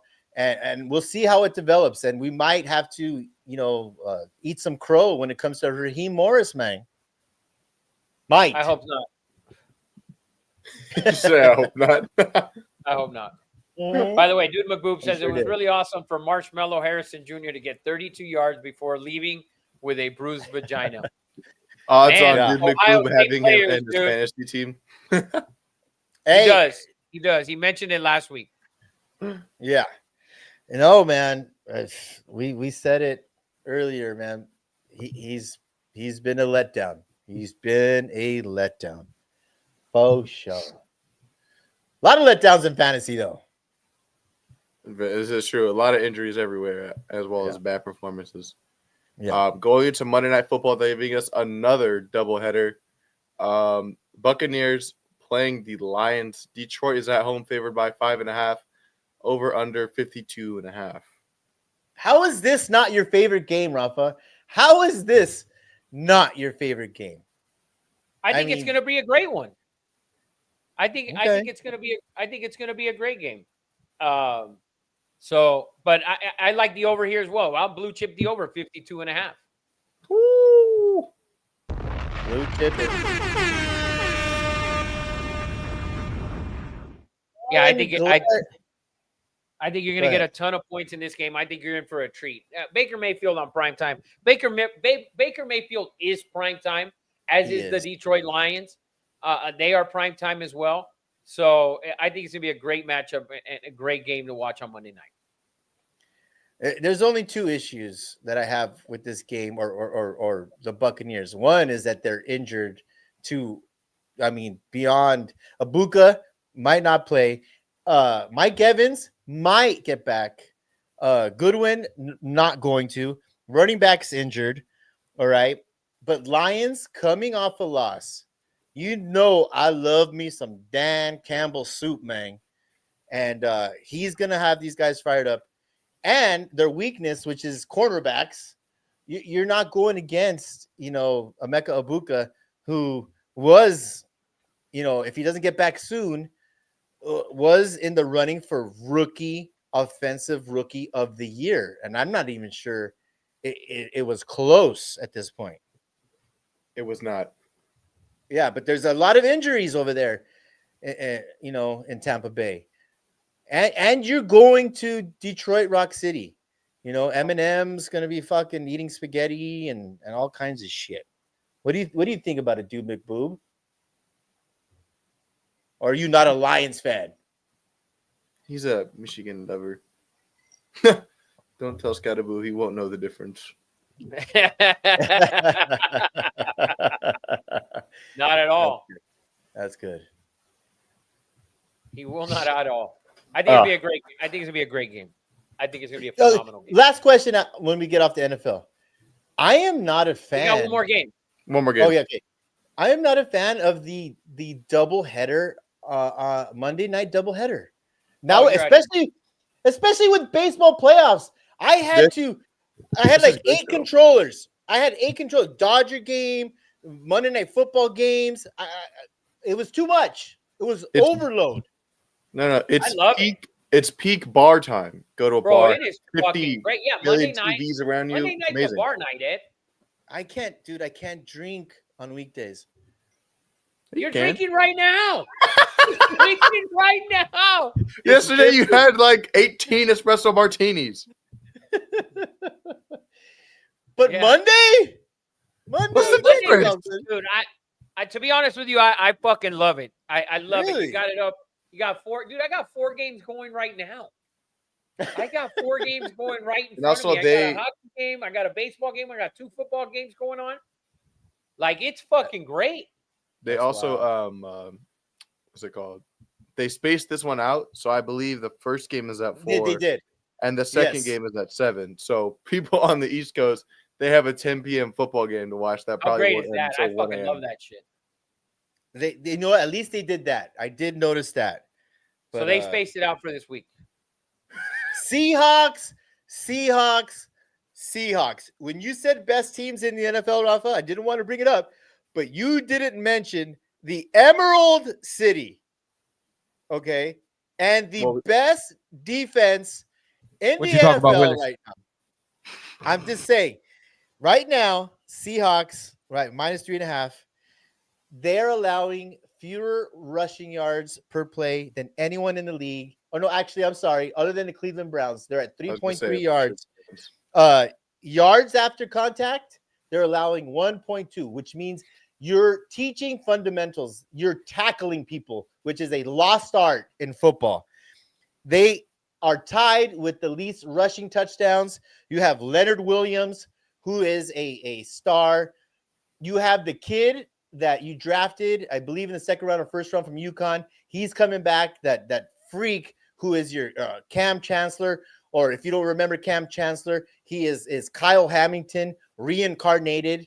And Sam Darnold, man.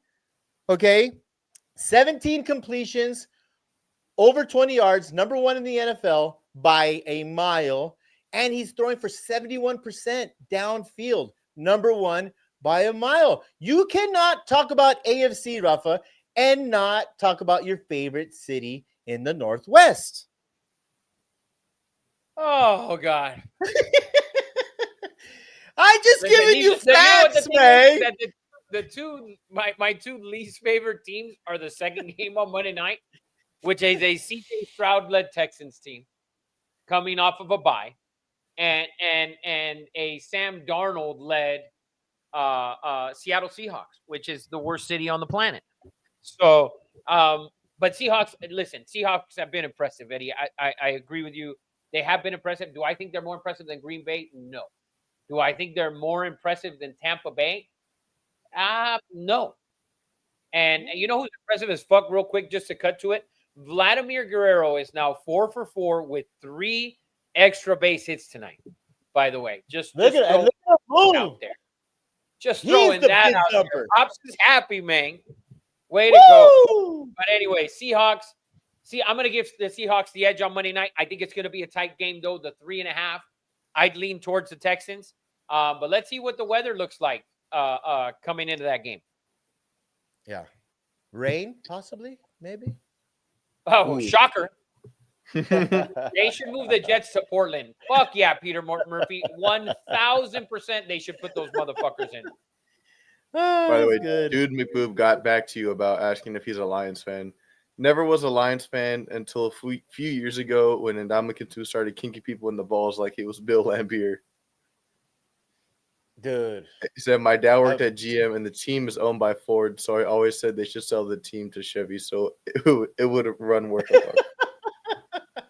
That's too good, man.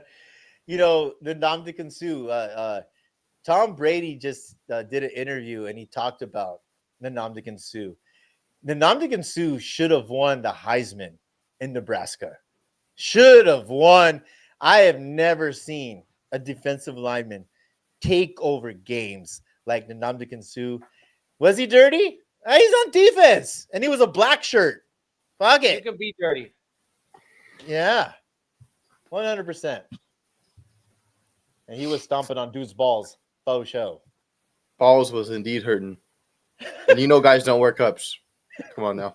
Oh, hell no. Matthew Rocha says Seahawks and Patriots are going to get good again to meet in the Super Bowl and throw another pick in the end zone. Oh, Dude, Rocha, that's a fucking pipe dream. We all So- know that the Giants are making the Super Bowl before the Patriots. So I think Marshawn Lynch went on the Carr Brothers podcast, I believe it was, and he said that Pete Carroll lost that team, that was the end. And remember, they had gone to 2 Super Bowls, one, that when he didn't give Marshawn that ball, he was very upfront about it and said it fell apart. It fell apart after one single play call. And Pete Carroll, head coach, wasn't even the offensive coordinator, but he said he lost the team, and that was the end of the Legion of Boom and that era. Yeah, I can't disagree with him there. I mean, that's for sure. I just never heard Marshawn Lynch come out and say it in such plain terms. Like, it was over. We couldn't look him in the eye. It's like, when you lose all respect for someone and they do something, that's what happened. Yeah, man. But let's chill out on the Patriots Seahawks Super Bowl rematch. Yeah, that's insane. Yeah, it's gonna happen. But that wraps up NFL. We got a long list of blue chips. Tomorrow night we got the Bengals plus 4.5, Chiefs playing the Raiders minus 12.5, Bears minus 4.5, Browns minus 2.5, Giants plus 7.5, Colts plus 1.5, and we have the Redskins Cowboys over 55.5. Then on prime time we got the Bucs and Lions over 52.5.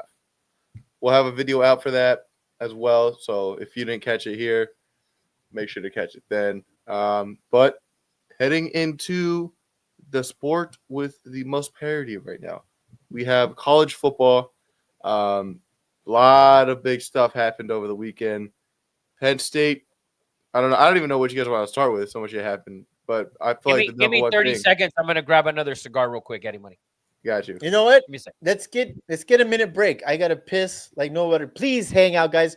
College football, it's our forte. We're gonna have CJ Wowo, Fox News analyst, up on the show. 30 seconds. Boo. I'm a nobody, baby. Light me up, pour me up. I'm gone. Got me seeing genies in a bottle. Liquor got me feeling like a wrestler. Call me Santiago. Everyone listen when I speak. Don't know shit about shit, but I know ball. Call me the guru. Bells coming ringing when I'm winning. Come on, I told you that's who. Specify, do it live. I told you. Hey, always coming with the heat. Riley with the facts. Jacks, let them know. Eddie Money, Luke, CJ, replay my parlay. Hitting when I don't even know. I'm a nobody, baby. Light me up, pour me up. I'm gone. Got me seeing genies in a bottle. Liquor got me feeling like a wrestler. Call me Santiago. Everyone listen when I speak. Don't know shit about shit, but I know ball. Call me the guru. Bells coming ringing when I'm winning. I told you. Don't be like guy. Don't be a loser. You know why I'm a nobody. Didn't even try. That's on me. I am that guy. Talk my shit. I said what I said. So many hot takes, mic glowing red. Everybody wanna be about it, I doubt it. Get money, motherfucker, no questions about it. At the win, not complaining about it, we win. I'm a nobody, baby. Light me up, pour me up. I'm gone. Everyone listen when I speak. Don't know shit about shit, but we know ball.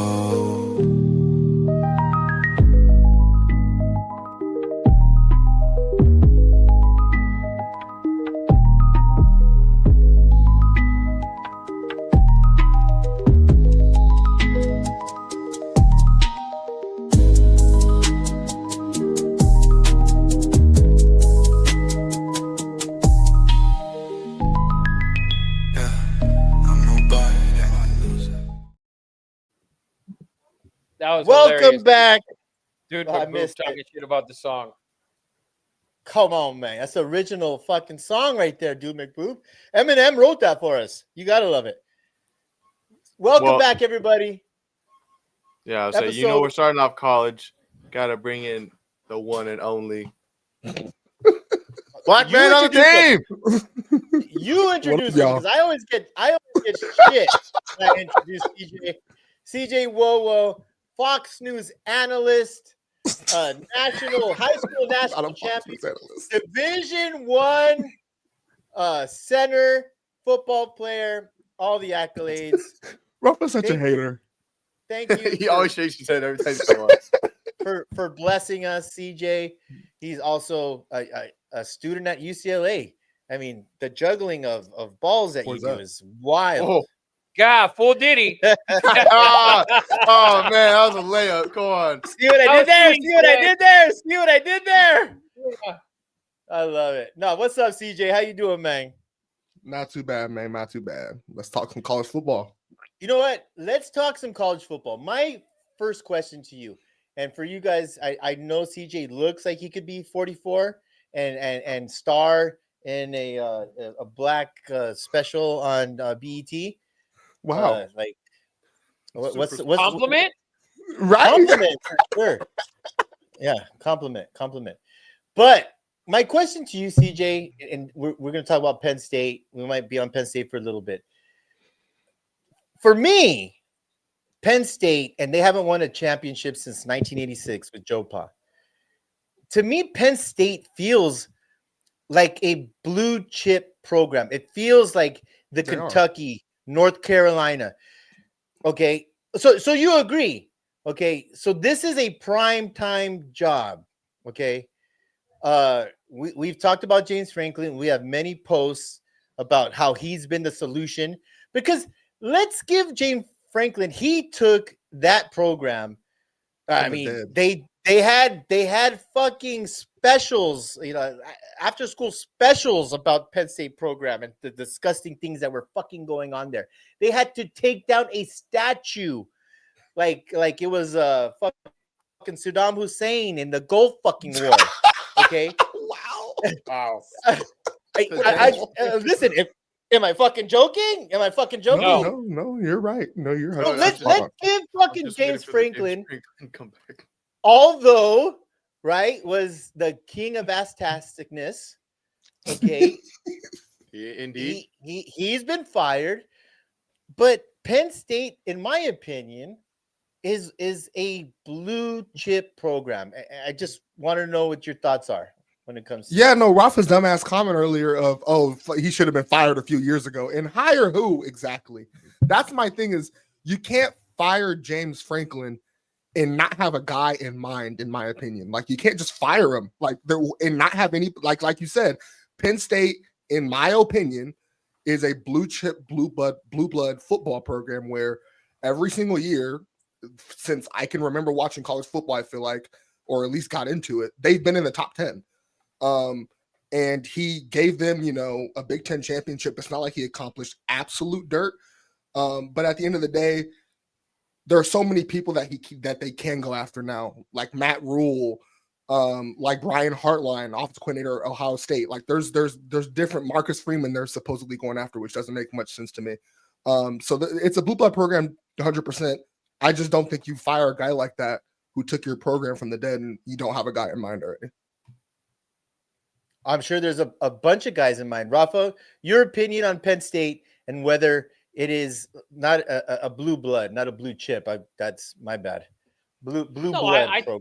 I think they're one of the 15 best programs in college football. Maybe 15. I'm just saying. I'm throwing it out there. I'm not saying they're 14. I'm not saying they're fucking number 1. 15 is high. But They're I'm probably a top 5 top program. 15. I'm not going to say top 10. Are they top 10? Yes. Duh. Pedigree. Name 9 better programs than Penn State over the last 15 years. Okay, Oklahoma, Okay. Michigan, Blue- Ohio Okay. State, Oregon. I want to leave the obvious ones. Roll Tide, Georgia, Clemson. I don't know. Right in there. Right. Top 10. Top 10. That would be It 8. doesn't matter. Where do they finish? Where are they relevant? LSU also is in there. Like LSU has national title. Yes, LSU's 9. So, like, USC, it gets real Penn thin right State, from there. I'll tell you something. USC is a better job than Penn State. Let's go. Am I lying? I don't think so. I think that's wrong. I think over the last 15 years, that's wrong. Bro, they're a better program, period. Over history, time, whatever. Sure. If you're a head coach, Yeah. if you're a head coach, reset everything and blow everything up, and just what you know, you have to choose between two teams, two USC. schools, USC and Penn State. USC. 99 out of 100 choose USC. USC. No, you're not wrong. I would say I specifically timelined it over the last 15 years. Penn State's for sure the better job. Yeah. I don't know if they're the better job. I don't know if they're the No. better job. It's easier to get players to come to play for USC. Not. You're the Oh, no, only. it is. So it who is. thinks Now that? that Lincoln Riley can't get them is one thing, but it is. I don't Well, think they Lincoln have- Riley, they haven't Clay been Helton, and we can just all the way back to Clay Helton, whoever who was the after fuck is Pete that Carroll. guy? Exactly. I'm saying none of those coaches after Pete Carroll have been successful getting players to USC. So over the last 15 years, they're for sure not an easier program to get players to come to than Penn State. No, the fact that Lincoln Riley doesn't recruit defensive players is a problem. Okay, he didn't do it at Oklahoma. He can't recruit defensive players. It just is what it is. Well, Lincoln Riley's only been the coach there for a handful of years. And There he was was a a handful coach of at years in Oklahoma and had between zero Pete defensive Carroll and players. him. Listen, you're the only show in the Northeast. Penn State is the only show. If you're a stud at Bergen Catholic in New Jersey, if you're a pull. stud in Upper New York, and St. Joe's Prep. Ohio, all those places, Penn State is a destination. You're the only show back there. Mom and dad want to come to your games. That's it. Penn State is the fucking program. And like I said, they haven't won since 1986. Let me delve a little quicker. Let's go into candidates and who you think is going to get the job. No, we talk about candidate. Matt Rule, I hear, is at the top of the list. Tom Kraft, who is the AD at Penn State, he had a very passionate press conference and said, I had to do it. It's not who we want to be. You know, Penn State they were in the semifinals. Okay? That's fraudulent, though. Well, it's still the semifinals. Right. So- Yes. Nevertheless. But Matt Rule, who, you know, I'm a huge fan of, but him and Tom Kraft were at Temple together. That is a connection that you can't ignore. But I heard something today, and I can't believe we haven't talked about it, Rafa. It's sort of like the SC thing. When SC needed someone, they took a big swing. I didn't see Lincoln coming. What is the biggest swing, and who is the first person that you have to call? And I heard it today, and I can't believe I hadn't thought about it, Rafa. And it's Nick I have an Saban. answer. It's Nick I Saban. thought it would. For me, I think it would be Urban Meyer. Or one of and those two. Yeah. For me, I thought Urban Meyer, and I said the other day, I thought should be Urban Meyer, and Ohio State would shit their pants for a little bit if Urban were to go to Happy Valley, which is now Unhappy Valley. For me, Urban Meyer, Nick Saban, I don't know. Nick Saban would be great, obviously, right? He'd be phenomenal. So, but I think Urban Meyer would be the best choice. What would be so? They're redoing that amazing stadium. They're putting $700 million into that stadium. They bought out, you know, James Franklin for $45 million. Money, if money is not an issue, what would it take to get the best college football coach and maybe the best football coach of all time? What is that check? What can Nick Saban go when he's on his lake, on his boat, and say, honey, they're offering me $20 million a year. I can't say no. What is that number? And would he say, is there a number? I don't think there's a number for Nick Saban. I think there's a number for Urban Meyer. Yeah. I agree with CJ? that. I think Nick got Saban is done.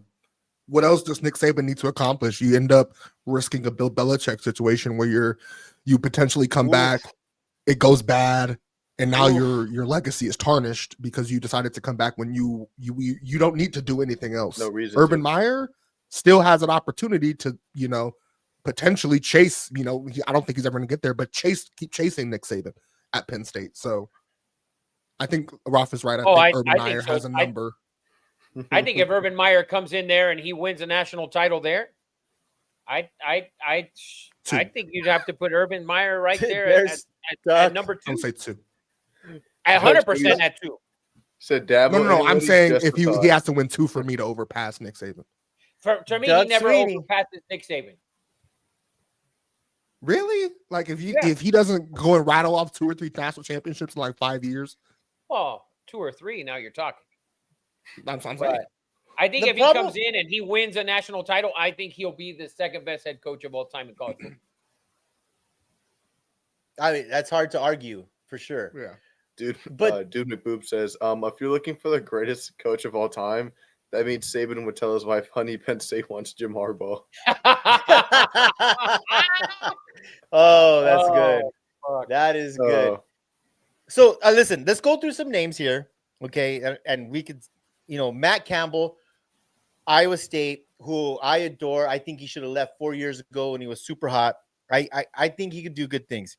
You have Curt Cignetti, and my problem with Curt Cignetti is that, I mean, they're number 3 in the country, but what's guaranteed? He hasn't won that big game. His biggest win ever was last week, in Autzen Stadium. So are you really upgrading? I feel like Penn State needs a guy who has rings. That's where Nick Yeah, Saban. like a championship. Yeah, I agree. I They're think talking they- about culture. Marcus Freeman. Would you leave Notre Dame to go to Penn State? Notre Dame's No, a I'm bigger hearing- job. Why would you leave? It's a bigger job. Yeah, I they agree. have their own network. So Notre let's Dame's go like back the to Matt perfect Rule. Let's go back to Matt Rule because I'm a Matt Rule fan. Nebraska was a blue blood for sure, but they haven't been even like longer than Penn State and Matt Rule also alum of Penn State. Right. Would you leave Nebraska and you have everything, facilities, the state, you are the state's team. That place is emptied out. Would you leave Nebraska to go to Penn State? In a heartbeat. Really? Not even Yes. close. Oh It's in a- yeah. in No, a without heartbeat. hesitation. I mean, it's hesitation. like Yeah. literally in a heartbeat. It's such a big job. And listen, Matt Rule would be a great hire. He's done a good job in college, at Temple, at Baylor. He's done a great job everywhere. So No rings. and he No, and he, no and he's rings. doing- no rings. But he was at Temple, and he went to Baylor. And Eddie, for you to find a guy that has rings in college football, the list is small. It's Mhm. very small. The list is Six very to five small. guys. Sark has no rings. Lane Right. Kiffin has no rings. 0. You know what I'm saying? They have coordinator rings, but they don't have rings. So, it's not like Catholic priests and Penn State coaching staff would have anything in common. Factual statements.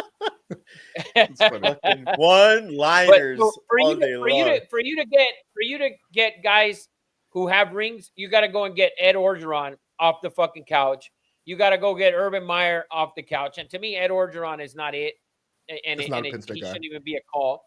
To me, if I'm them, I go to Urban Meyer and I offer him $100 million for 5 seasons, and I give and you'll see. And I think they'll be easily the second best team in the Big Ten, and they will overtake Ohio State in 2 years if Urban Meyer went there. Wow. All right. All right. Well, Urban Meyer's that good. He's proven it. He was good at Utah. He was phenomenal at Florida. He was good, and he was phenomenal at Ohio State. 100%. I think that's the first call you make, though. Like Nick Saban is your Those are dream all call. true. Like, The issue, yeah, the issue with Urban Meyer, Rafa, is the baggage. Him at the bar. Jacksonville was ugly. That ended bad. Yeah, but Can you afford Nick any Saban, scandal? listen, it ended bad. Nick Saban didn't do a good job in the NFL. Yeah. And Urban Meyer's a college coach, as Matt Rule is a college coach, as Nick Saban was a college coach, as Bill Belichick is an NFL head coach. Everyone's got these guys have their. It's hard to do it in both. As Steve Spurrier is a college head coach.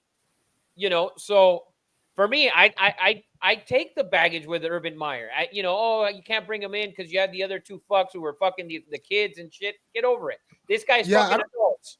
Yeah, I don't think that's a big deal. Like the Arkansas coach, the interim coach, didn't he leave on bad terms? I can't remember his name. It's like some Italian name, but he left. Yeah. So I think that type of thing. And Petrino. And Petrino's coaching at what is it, Louisville again? No, he's the interim coach at Arkansas. Mhm. Oh, he's the interim coach at Arkansas. Yeah, and he left there on bad terms for some scandal. So I think that type of stuff is a little bit more overrated in college. It's kind of like not a part of the culture, but it kind of is. Like, fuck it, your coach got a few scandals, just like the players. Fuck it. Part of the culture is a Listen, interesting, funny way to. I always sport. say this about any sport: winning is the best deodorant of all time. Something fucking stinks, fucking put the winning on, and people forget about everything. Am I not right? Makes you Ryan wonder Day. why Nick Saban Ryan Day won was so about to much. lose his job, won a national championship, and everybody forgot. By the way, and Doug Sweeney's in the house, and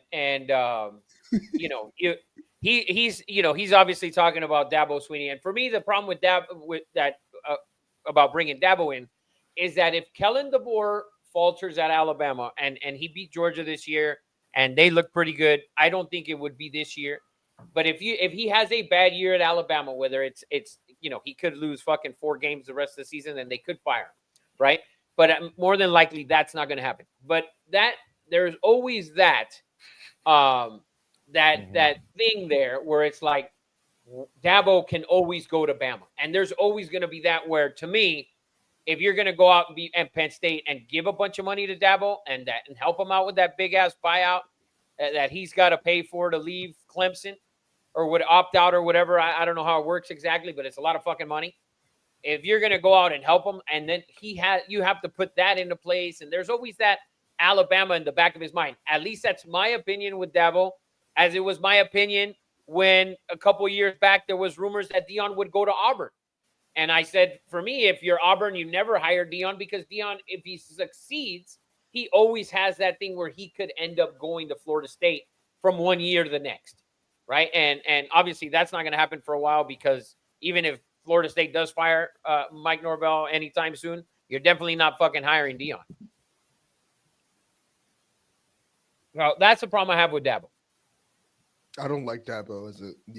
That doesn't make sense to me. But Urban Meyer, I think that's the highest you can go. Like, that's the if you want a champion, want a champion, the only champion that you're going to be able to get and who knows if you can even get him, would be Urban Meyer. Right. Nick Saban is to me untouchable. Like, I don't think he would at this age, I don't think he would go for any amount of money. He doesn't even need it. It's true. Right? He's getting paid a lot just to have fun now. On game day. Oh, yeah. Yeah. Getting him and Pat McAfee. Like, if you gave Pat McAfee the job for shits and gigs, Nick Saban might go. Nick Saban might. Yeah, that guy's got a job. Right? But other than that, Eddie, like you're talking about a championship guy. I don't think you can find a championship guy. Okay. This, I saw it on Barstool's video and it just popped up, and there's no way it happens, but would you like it just to see John Gruden coach again? Fuck yeah. I would love to see it. I like John Gruden. Fuck and yeah. the thing is, like, for me, as long as you're not fucking raping the kids like Jerry Sandusky and Joe Pa let them fuck all the kids, like, I don't give a fuck what you do or what you say. If you offend 1,000 black people and 999 Native Americans and 72 Mexicans, I don't give a fuck as long as you can do your job. Do you understand? Those numbers out of his That's ass. the thing that I don't give a fuck. It's supposed to- Period. I'm sorry. What about So I'm with Rafa. 73 I don't Mexicans. care.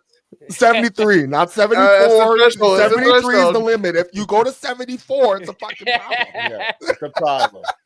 Over under dare you. 72 and a half Mexicans pissed off. yeah, like I'm- that shit. I'm that with shit Rafa, just though. doesn't bother No, me. I'm Like, with- I yeah. like that.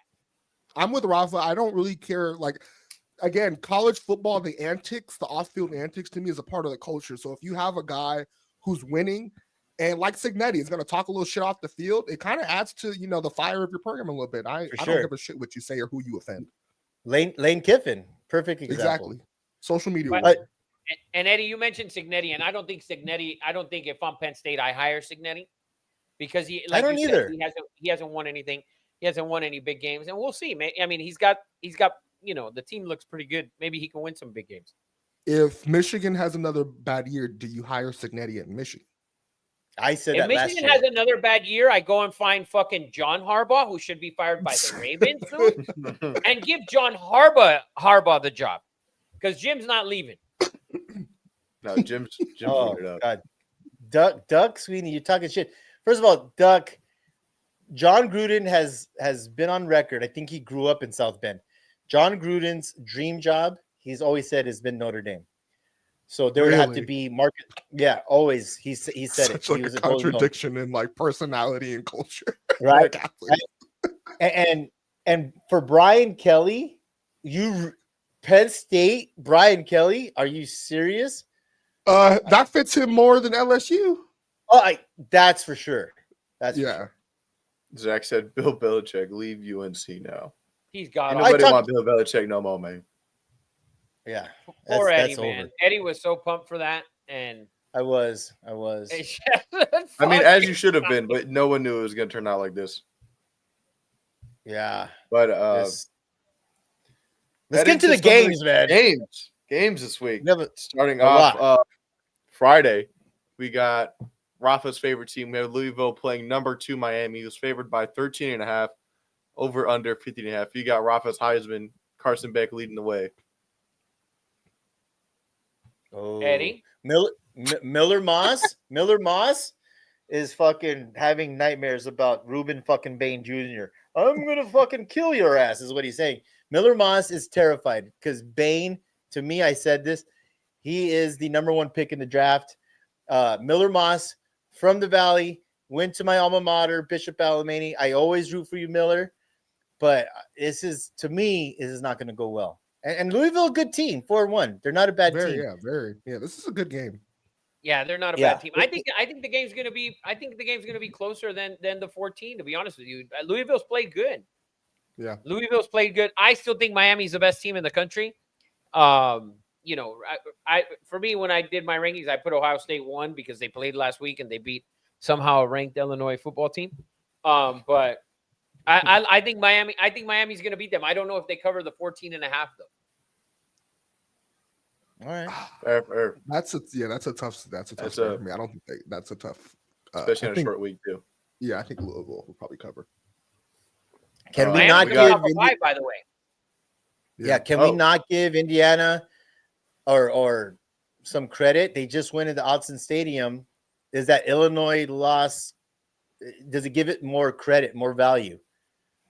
We'll Not to get to Rafa. that. Whenever Like- we get to those, right. we get to that third conference, we'll talk about that. Ooh, third. No, he's third. A lot of ranked matchups this week. We got number 10 LSU going into number 17 Vandy. Vanderbilt's favored by 2.5, over under 4.5. How bad Big is game LSU's for Bobby. offense? Dude, how bad has LSU's offense been? It's like I don't remember. It's like watching Iowa. Like, have you seen Iowa this season? Iowa scored some points. It's Yeah, like Iowa Iowa finally and learned that LSU Their OC flip learned to roles consult. because Yeah. how it was dreadful to watch Iowa. I'm like, what the hell is going on in Death Valley? Because it's just terrible. Nussmeier has been one of the biggest disappointments. Dude, Yeah, he's so been CJ, bad. I don't know if you remember this, but Nussmeier had a whole press conference about him coming back. Like, he was going to leave and be probably a first-round pick. This Yeah. is a fall from grace. This is Race. cost Mhm. Nussmeier millions of dollars. And I Mhm. don't know if I should blame Brian Kelly. I don't know who to blame. His throwing motion, he throws ugly balls. Giggity. Nice. But what I mean, I feel bad for the kid because he could have been a number 1, not a number 1 pick overall, but a first-round pick. So, Yeah, I mean, give it's me a Diego combination, Pavia all Yeah, day for sure. long, baby. for sure. I like Rafa. Vanderbilt. All right. I like Vanderbilt Minus at 2.5. home. Yeah, I like Vanderbilt at home. LSU has yet to impress me, to be honest with you. That Clemson win seems so long ago, and Clemson, although playing better, is just not a very good team either.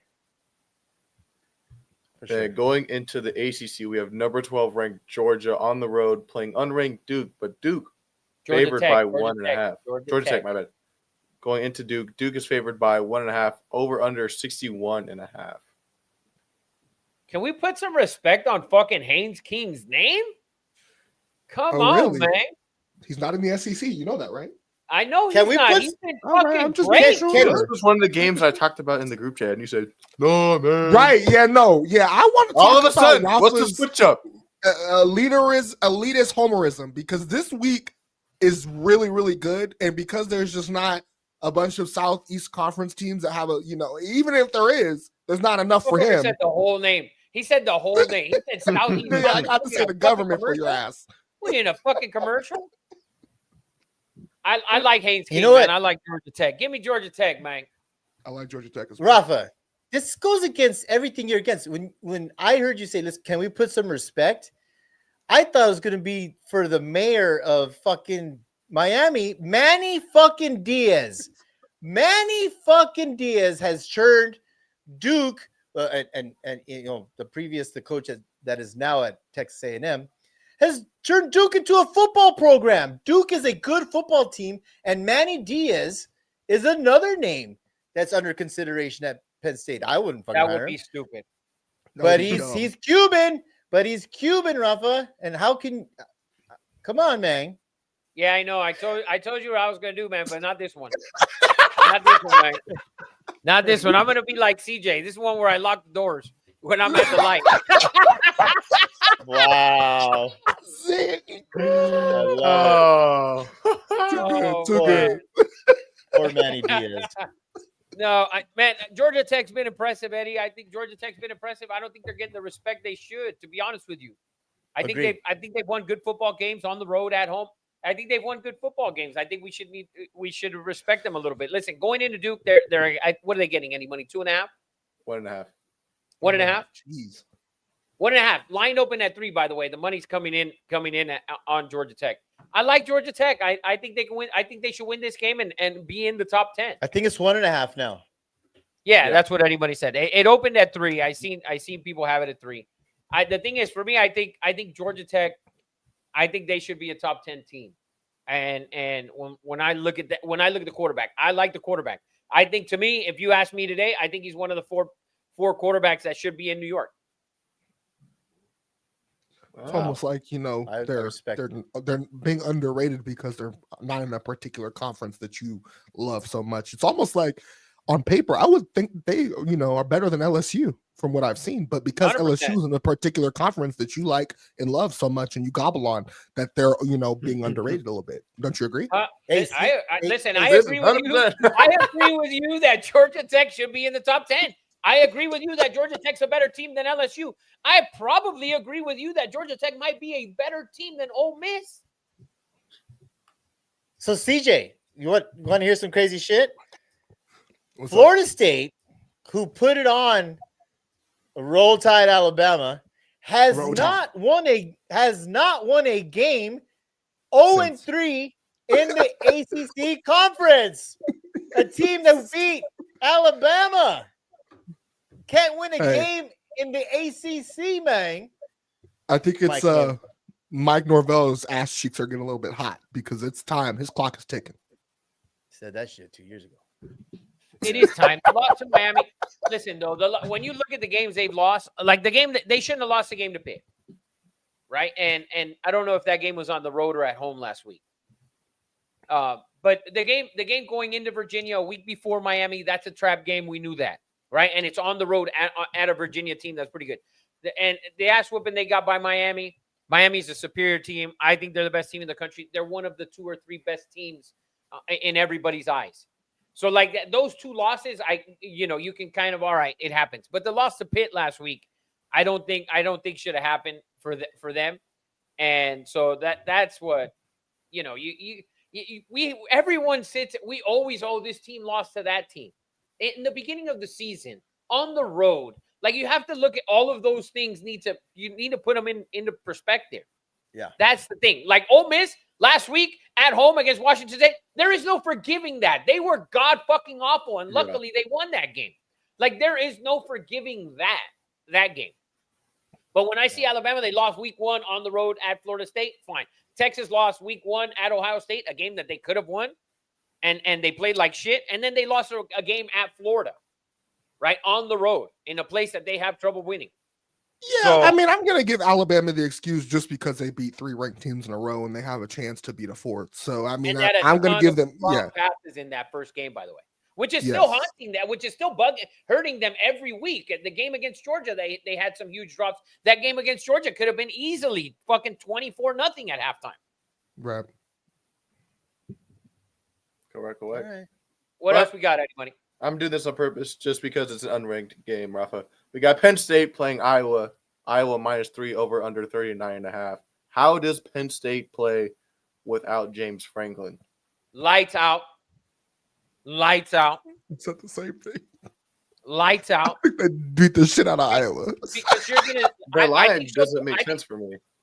I think they beat the shit out of Iowa too. You're gonna get a different voice in those guys' ear. Listen, even though the guy who they're who's running the team, he was there, it's still a different voice, right? I think they're gonna play lights out. You've seen it with UCLA. Fired the coach and they've been lights out for 2 weeks.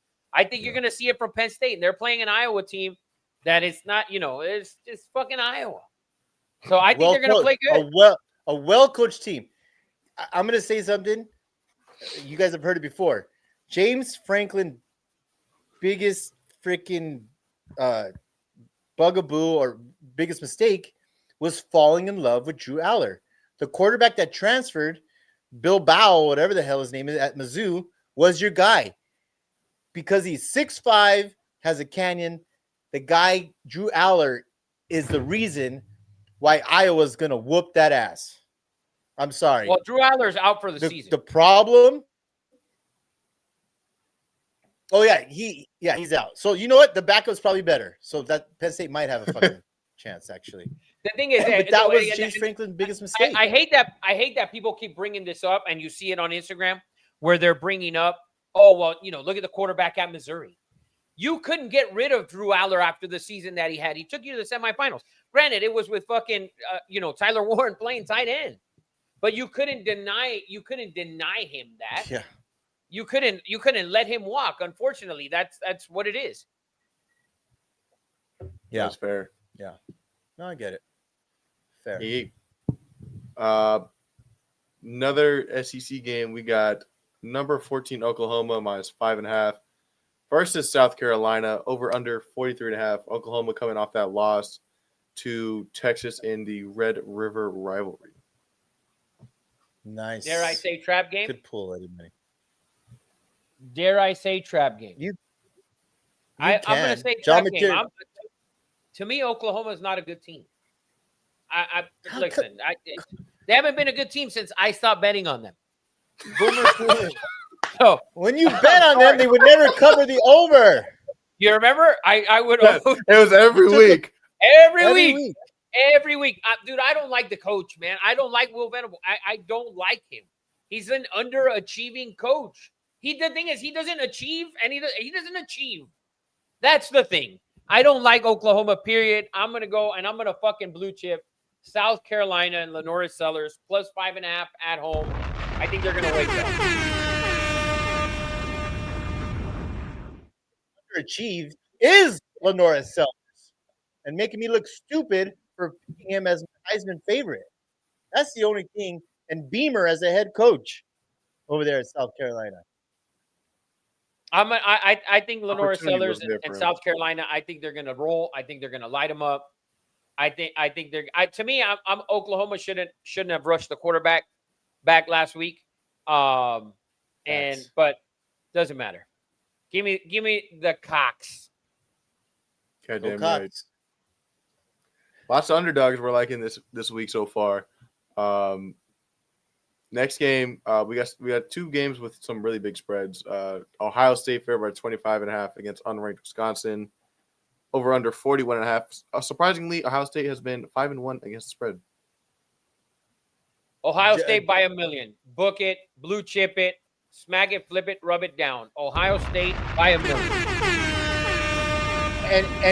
And I'll give you this: if you want to get some good odds, I don't know if they have live odds, but Julian Sand is his ranking is better than Moore. His ranking is better than Beck.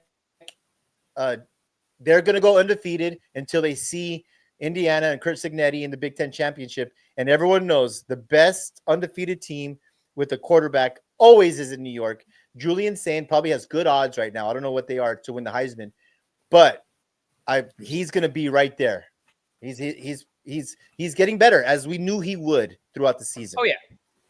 Yeah, Yeah, him and and Ty Simpson are Wisconsin, probably and the Matthew best just said it. options. Wisconsin's the worst Big Ten team. It's not even close to even a quarter of what Wisconsin football used to be. You know, that ass whooping they took against Alabama was ridiculous, and they're going to get another ass whooping like that this week. They haven't looked good at all. So I can see this game being by 30. Really What good happened to value the on Wisconsin saying that we knew Big Ten championship every year. Brett saying Bielema. and, He's saying in and Jeremiah Illinois. Smith have the Yeah, same- he left. Yeah, Saban is number 5 right now in terms of Heisman odds. He's tied with Jeremiah Smith. Both are plus 1,800. I'm telling you, there's value there. It's hard not to give it to an undefeated number 1 ranked team in the country. It's hard not Yeah. to give the quarterback that fucking trophy. And then another big spread game here. Number 3 Indiana at home, coming off a huge win on the road against Oregon, favored by 27.5 against Michigan State, over under 52.5. Rafa, are you convinced now that Indiana's a real team? Oh man. Oh, say some. Hold on. Let me. Use a quarterback's Cuban. Okay, No. that's what I was gonna say. He hated Indiana. DEI bullshit. Hated Indiana until he finds out that Fernando Mendoza is DEI going bullshit. to be He's paisano. going- Tell him, CJ. DEI he's Cuban. bullshit. He's Cuban, and if you heard him in his interviews, that man will be a Republican senator in fucking Miami or in Florida in no time. I think he's running this year, actually. He could be in New York and be in the primaries at the same fucking time. Fernando Mendoza is the widest. I mean, he's the definition of stick banana in the tailpipe, the way he fucking talks. It's crazy. Good quarterback, though, man.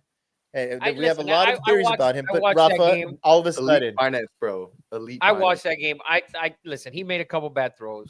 I'm not lying. He made some bad plays. He made some bad decisions. he threw a pick six in Austin and still won the game by double digits. I'm gonna say something, and it might shock you. It might not have been because of him. Dante Moore was fucking awful. Literally awful. He looked like fucking Dante Moore that played at UCLA. He looked awful. I can't believe that we actually considered that fucking moron some Heisman fucking candidate a couple weeks ago. He looked like shit, Eddie. Literal fucking garbage shit. It was disgusting to watch, to be honest with you. Rafa, Rewatch that game. You watch that game 100 times.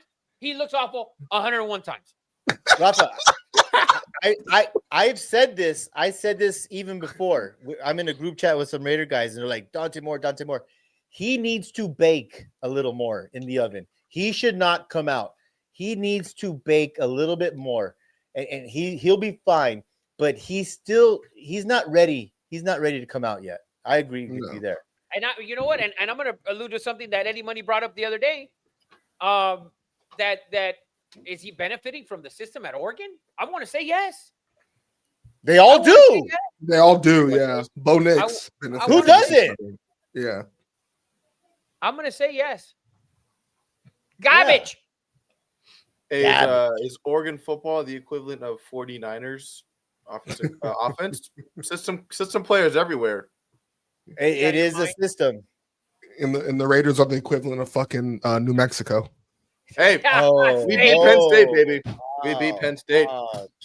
Who beat All Penn of- State? New Mexico did. Oh my gosh. We were the Mexico beginning beat of the LSU, downfall relax. for Chris Franklin. All of a sudden, UCLA Mexico beat UCLA UCLA. wins 2 games and fucking CJ's big balls all of a sudden. Eddie, before they won those 2 games, you said they should get rid of the program. I didn't say they should. It was talk. What There else was we some got? chatter. Oh man. You got some more SEC matchups. Number 4, Texas A&M favored by 7.5 going into Arkansas, over under 6.5. Arkansas with an overtime loss to Tennessee, but a really, really close game. Mhm. That game was stupid. That game was 34-17. Yeah, it was and not. it was 34-17 with like 9 minutes left in the fourth quarter. Yeah. To me, that game should have never got to that point. It didn't get to overtime. I think it ended 30. I don't know. It shouldn't have got to that point. Tennessee dominated that game from the second to the third to the halfway through the fourth. Yeah. And Arkansas made it a game at the end. It shouldn't have been that. And let's be real, it shouldn't have been that. But saying that, Texas A&M look fucking good. A&M by double digits. Blue chip A&M this week. Do you think? Do you guys think A&M's like legit? Yeah, but I didn't think A&M was legit, and then now I do. I don't know. I don't know. What Now I happened, do. bro? Can you explain How what do you- happened? TJ, how I do you love the not- quarterback. I love the quarterback. I love like the Marcel quarterback. Reed. I love the quarterback. They get again them and Ole Miss. I just feel like I need to see them play the juxt of their schedule, and I know they've been playing ranked teams, but I just feel like Texas A&M and Ole Miss are just due for those doubters. And I don't see Alabama. I don't see I don't see it. I'm waiting for Texas A&M to slip up. I love that coach Eccles at Texas A&M. That's why I think they're real. Le'Veon Moss, who is their number 1 running back, is out. He's not playing for Texas A&M. They have probably 4 other dudes. I don't know as good, but Texas A&M is real. And I've said this. I think his name is Talon Green. Rafa, this quarterback from Arkansas, numbers are off the chart, athleticism off the chart. You saw what Nico did at UCLA. This kid has talent like Nico. You're running into a hot quarterback. I'd be careful with this one. Talon Green is going to be a first or second round pick as a quarterback. I'm not saying it's going to work out, but they're going to fall in love with his intangibles and size and arm. And he's a dude. I think it's going to be a good game, but I just can't. I can't forgive Arkansas giving up that game to Memphis on the road, a game that they had almost in the bag. And so, even if they get close, I don't think they can hang in there.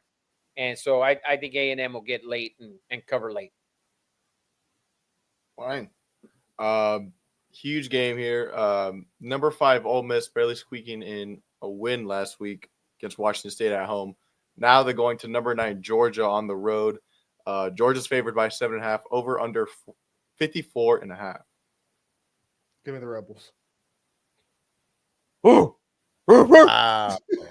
Bro, listen, Georgia has to be the fucking worst first half team in college football, but they have to be the best second half team.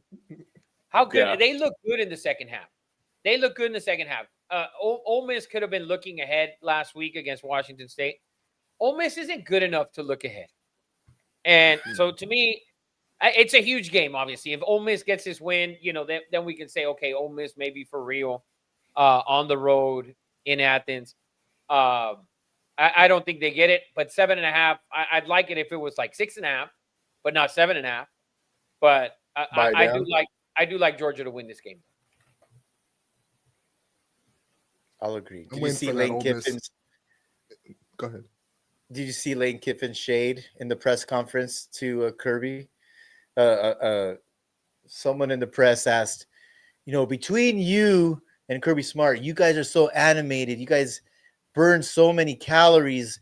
Who do you think is more active and whatever. And he's like, well, I just saw a picture of Kirby Smart, and it doesn't look like he's burning too many fucking calories. He didn't say fucking, but dude, he's so good. He's so good, Lane. Yeah, Kirby's fat ass is gonna put the fuck to him after that statement. Dirk Yeah, I Sweeney think so. said Kirby's gonna expose Kiffin. They used to coordinate across from each other. Bama. Yeah, I need Lane Kiffin to win one of these big games. Like I know I just said I'm thinking he's gonna slip up, and this is obviously his opportunity to, but I just need him to win one. My goodness. Yeah, he just doesn't win these big games. I mean, it's just, doesn't win the big James games. Franklin of the SEC. I can't put him up and there. he doesn't have. I can't put him up there in that ass-tastic category because Lane Kiffin's teams haven't, James Franklin's teams hung around in the top 10 and the top 8 and the top 7 for 2, 3, 4, 5 years. Lane Kiffin's teams don't hang out there the whole season. Lane Kiffin's guys, they show up to the party and then they're like, oh, we got to go because our mom called and we got to go. Like that, those are those dudes. You know what I'm saying? Like those are the guys that can only play 7 holes of golf because their wife's calling them. Like that's who Lane Kiffin is. You know what I mean? Yeah. Like he comes in and he hangs out for a little bit. It's like, all right, we might be good. And then all of a sudden it's like, I'm not. We're not good. I'm not. Yeah. That's it. That's for me, Lane Kiffin. I can't even put him in that aesthetic level with Sark and James Franklin and Dan Lanning. He can't be up there because he's not consistent enough throughout the entire year. He's in a 7-week cat, an 8-week cat. He's not an 11, 12-week dude. Oh take man. This is Eddie's game of the week. I'm pretty sure we got number 20 USC heading into number 13 Notre Dame. Notre Dame is favored by 9.5. That is Over under fucking 61.5. That's what I said. That line's Yeah. absurd. It is insane. That is And- absurd and- because USC's quarterback, to me, is one of the 3 best quarterbacks in the country. No, I was just trying to rage about you at AM Good Chat. Not gonna lie. Just trying to. Okay, It was early in the morning, so I was trying to. I really You. thought you were serious. I'm like, am I missing No, it's something like here? it's like 10 points. Yeah, I What's mean, the line? listen, Is that the line? 9.5. It's crazy. That's How? How? That's too many points, is it not? Way too many. It's crazy. SC should have beat them last year with a less of a team. They didn't have a team that they have this year. Okay, Makai Lemon from CJ. Los Al, come on, man. Los Alamitos. Like I'm getting old. Wow. Makai Lemon is one of the best receivers in the country. The tight end's great. You're deep at running back. You had a walk-on. From Calabasas come and run the ball all over Michigan, whose identity is, we are the toughest team on the planet. When Lincoln Riley has balance in his offense, more than balance, actually. You know what? When he runs the ball more than he 60-40. passes the ball, Yeah. he has elite teams, and this team can run the ball. And I hope he sticks to the game plan. You have weapons on the outside. Makai Lemon is one of the best. He should be up for Biletnikoff. He is a star. I'm so glad he didn't transfer, unlike the fucking punk from Bishop Gorman, who left to fucking Georgia and hasn't done shit over there in Georgia. Should have stayed. This is I probably- can't call SC legit yet. I loved what I saw in the running game. That 3rd and 26 that ended up getting a first down. That reminded me of old Lincoln Riley, Oklahoma. But at the end of the day, if they can run just like they did against Michigan, against Notre Dame, then I think we can legitimately call USC like a legitimate contender, playoff contender, obviously. But we got to see. I want to see them double that run performance up with another big performance. Yeah. So there's so many games this weekend that have huge playoff implications, right? Yeah. And I mean, there's huge. You have the ones we've talked about: Georgia, Georgia and Ole Miss, and Ole Miss, where they're ranked, they can afford a loss. Maybe Georgia can't afford another loss. You have LSU and Vanderbilt. LSU definitely can't afford a loss. Vanderbilt can't either. But this game also, this game is huge for SC. For me, and Notre Dame is to me on the outside looking in because they have 2 losses, and they have 2 losses to teams that are in front of them. In the top so- 5. Top 5. Yeah, they're both in the top 5, right? They, A&M and Miami. So for USC, they win this game. I think it's a huge. I think they can afford to win this game and lose another game, and I think they Yes, have I a agree real with good you. chance if And SC wins Outson. this game. Yeah, that's not even a thing. So they'll definitely win that. So I will stick to that. That's not a thing. So, but I've been in that stadium, man. That's but- definitely a but- fucking thing. yeah. Tomato. Anyway, so to me though, I'm going to tell you something. I think Marcus Freeman is a better head coach than Lincoln Riley, and I think Notre Dame's going to win this game. I But mean, who covers? yeah. No, Are no, you- 9.5 points is too many points. The key here I- is going to be the key here is going to. It's not going to be. The key unit for me in this game, I don't think it's going to be USC's offense. I don't think it's going to be Notre Dame's defense. I think the key here is going to be USC's defense. Are they going to be able to stop the run? Is Notre Dame going to run the ball down their throats all day long? That to me, I think is going to be the key to the game. I think the total's set high because I don't think Notre Dame's going to give. I think Notre Dame's going to extend and have long drives, 6 minutes, 7 minute, 8 minute drives, and so I think I'd lean towards the under.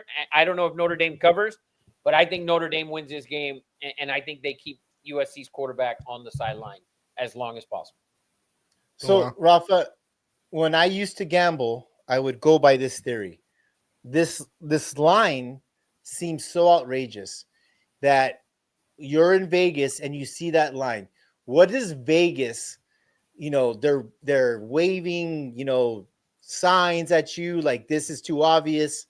What does Vegas know that we don't know? Why are they Everything. signaling to take SC in this game by 9.5? I don't Vegas get it. knows everything. Vegas knows everything, and I gave you guys a perfect example last night when you watched the Dodgers and Brewers game. Andy Pajes to have a total base was -0.5, and he was -160. A guy who's hitting 42 in the playoffs, and Vegas tells you that we're going to favor him to have a total base. He ends up in his first at bat having a double, right? That's what Vegas is smarter than everybody else. So if Vegas is putting them at 9.5 and we think the line is wrong, Notre Dame's probably covering. Oh, dude, That's just, That's just what it is. there's so much logic there. It's yeah, it's like that's what I'm unbearable. saying. Yeah, like it would Yes, if it's Notre like, Dame fucks around and wins ah. by 17, you're like, why? Same thing Yeah. last night. I think Yamamoto his strikeout was 5.5, and like, 6.5. besides 6.5. wow, is it 6.5? But all his performances beforehand were like 10, 10, 7, like strikeouts, and he needed 9 full innings to get 7. Yeah, strikeouts. to get to 7 on the last pitch of the game. Yeah, Vegas last is pitch. so good. People don't understand. Like people who don't gamble or don't watch the lines, or you may gamble. Like Vegas is so good.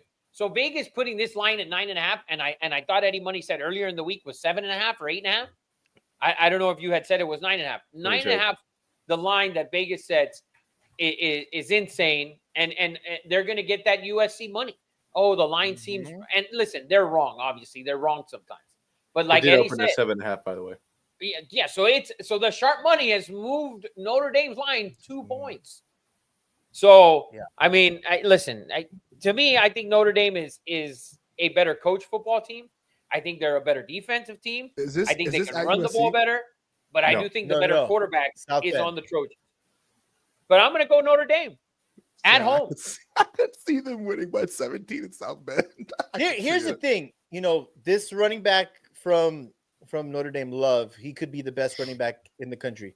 When that A gap opens up and you have a 6'5", 212-pound middle linebacker in Gentry, they call him like the angry giraffe or something. He's He is super gonna tall. stick. He's gonna stick his helmet right in 18 sternum, Oh, and he okay. might explode. Like the arms might pop off, the legs might pop off. This was my thing with Michigan. Notre Dame likes to run physical. That has been USC's Achilles heel since Yep. Pete Carroll has left, and Marcus Freeman is not an idiot there. And they didn't do it against Miami, and now we know that Miami's defensive front is super physical, so maybe that's why they didn't do it. But as big as the SC, I would like to think Maivia, he is a top 3 quarterback. They have weapons. I'm just afraid that SC's defense will not withstand They will not. physicalness That's of that's Notre the Dame. unit. That's the unit for me that I think is a complete mismatch. That Mhm. is the unit for me. I think it's Notre Dame's running offense against Notre Dame's deep middle, front seven. I think these guys. Notre Dame runs for 170 plus yards a game, Yeah. right? And Love averages over 5 yards a carry.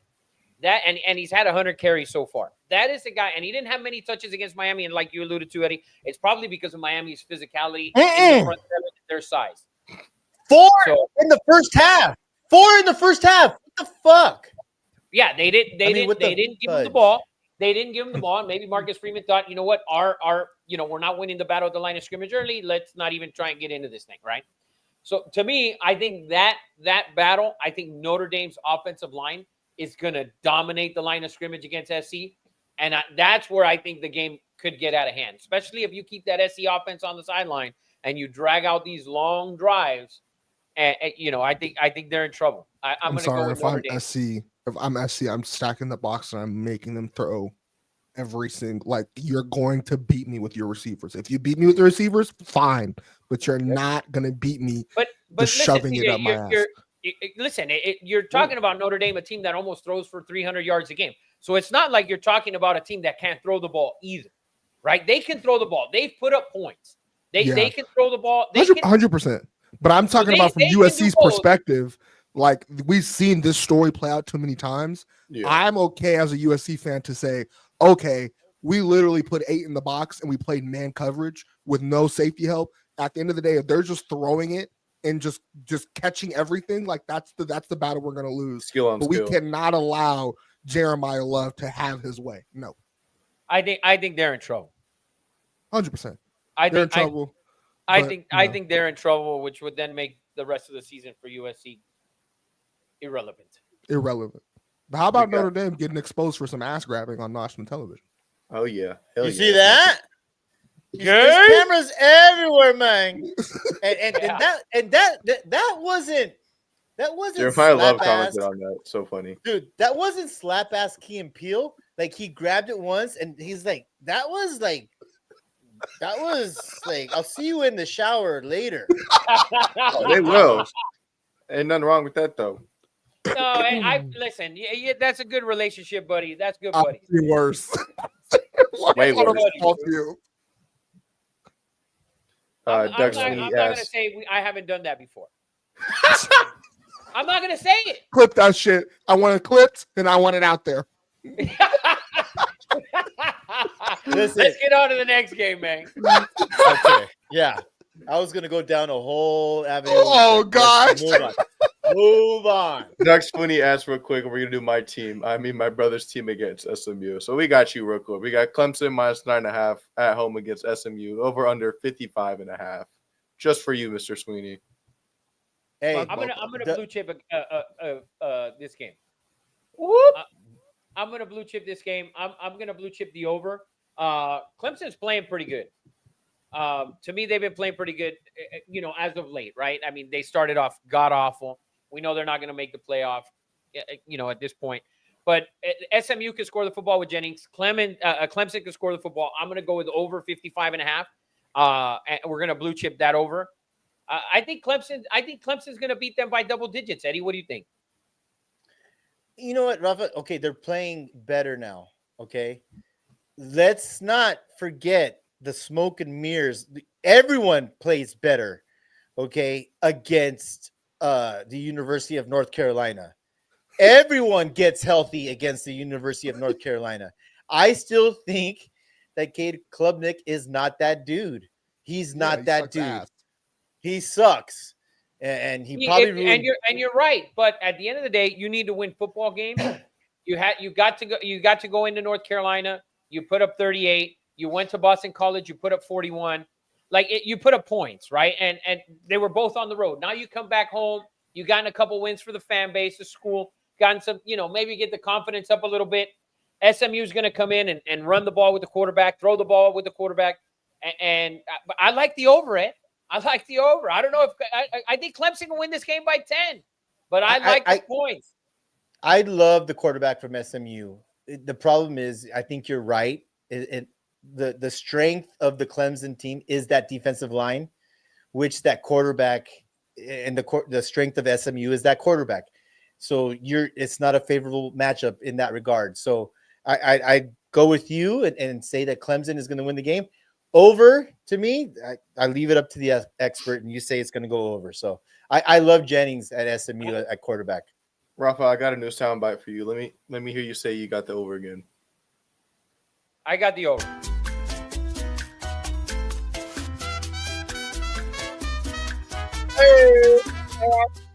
I like it. I like it. We would have played that shit Hello, all guys. day. Yeah, if you were in my golf cart, that's what you heard all day today. 100%. All day, man. All day. Oh, all right. We got another good ranked matchup. Number 23 Utah on the road, favored by 3.5, going into number 15 BYU. The Big Soakers over under 49.5.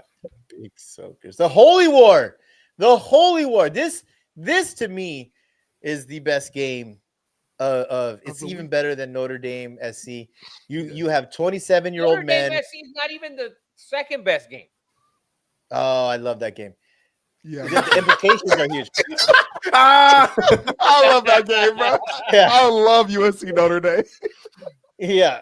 So you have 27-year-old men that spent like 2 years in Brazil and 2 years in, and who knows where on bikes with, ties and shit. You have grown-ass men who are taking their kids to preschool and then driving to meetings for offensive line and bullshit like that. But this is a huge game, and I love Kyle Whittingham. Huge. I love, no one says Kyle Whittingham to Penn State. To me, Kyle Whittingham is one of the best college football coaches on the planet. I love that the quarterback from BYU wears number 47. I love the BYU head coach, but give me some fucking Utah Utes, man, all day long. I'm gonna They can have sex. I'm gonna go with BYU plus the 3.5. Ooh. Dímelo, Bobby. We're gonna go with BYU. We blue chip at BYU plus 3.5. We're gonna BYU. Listen, this is for me. I'm gonna make it simple. You say the Holy War. I'm gonna say black versus white. I'm going with the white quarterback at BYU plus 3.5. Give me BYU at home. Let's roll, baby. Wow. So Eddie offended the whole Mormon religion, plus all of the Polynesians, and then Rafa, I don't know who he offended somebody. So we got I didn't offend anyone. Were you offended, Big Black? all black people. Rafa, I think all black. Rafa thought the Holy War meant something else. He thought it was white versus black. White versus black. So that's what. Okay, so we have it covered. All of the Mormons, Polynesians, and blacks are officially offended in this episode today. My goodness, Full out fucking. We gotta cover the cover all spectrum. the. We gotta make cover, sure. Right, Ed? No one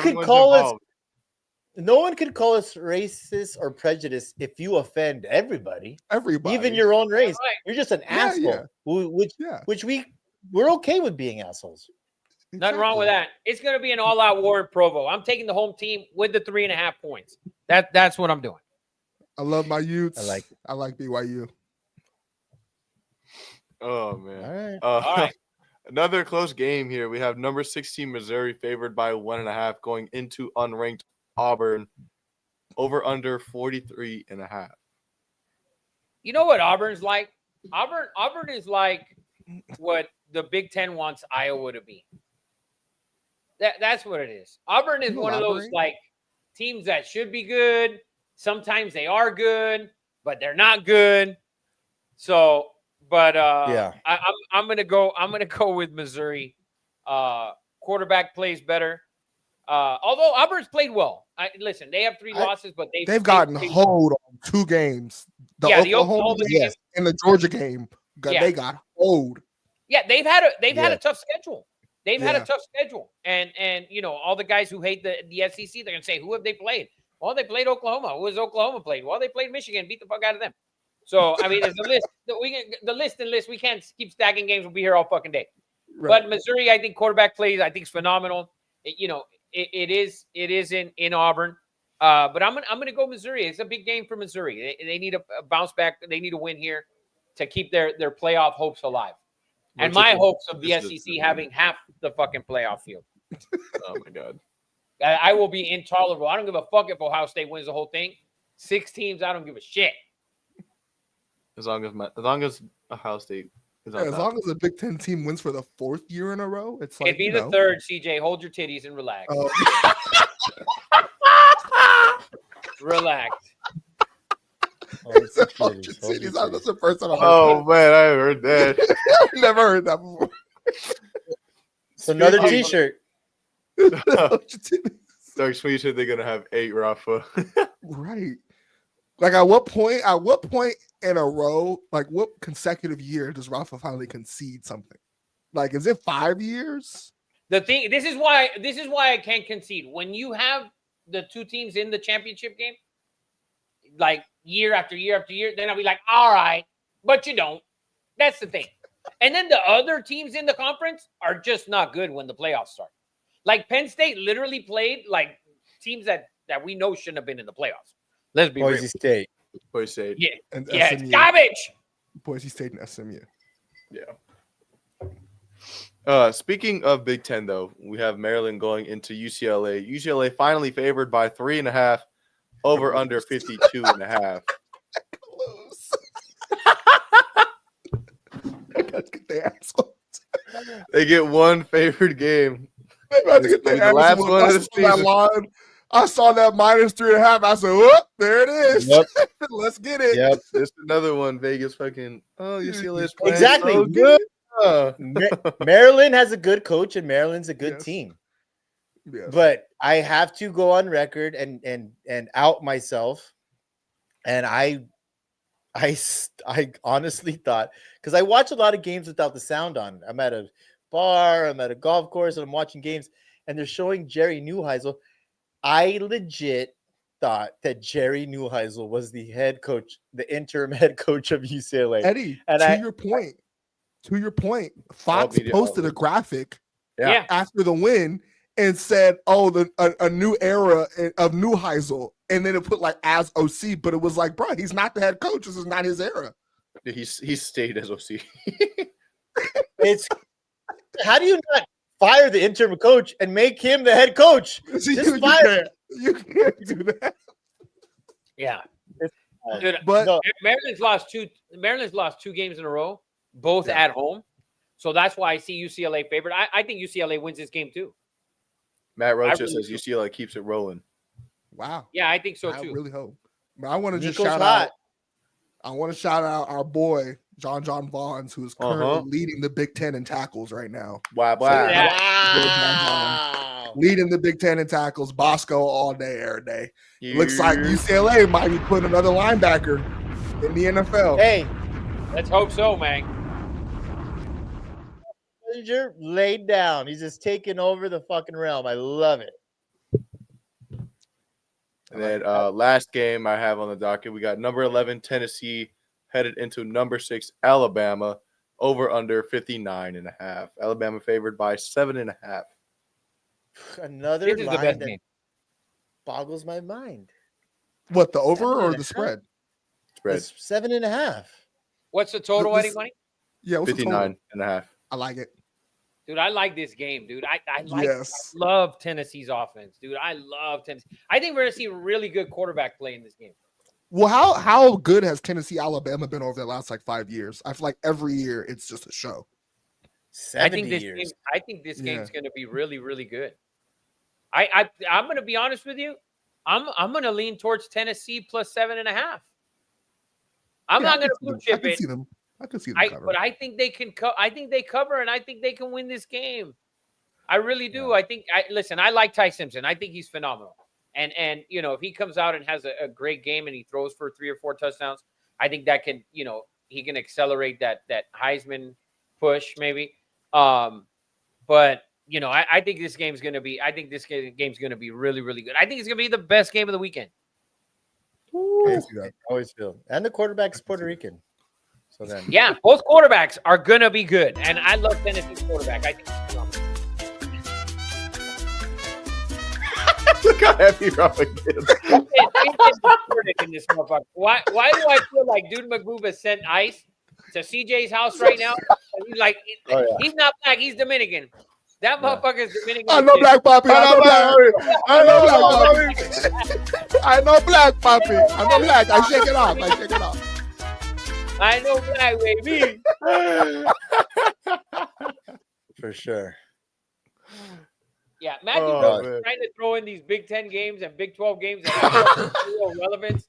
Like, They're you big. forced Yeah. Dude McBoob says you forced to start a new movie series called The Fat and the Bacteria. Oh man.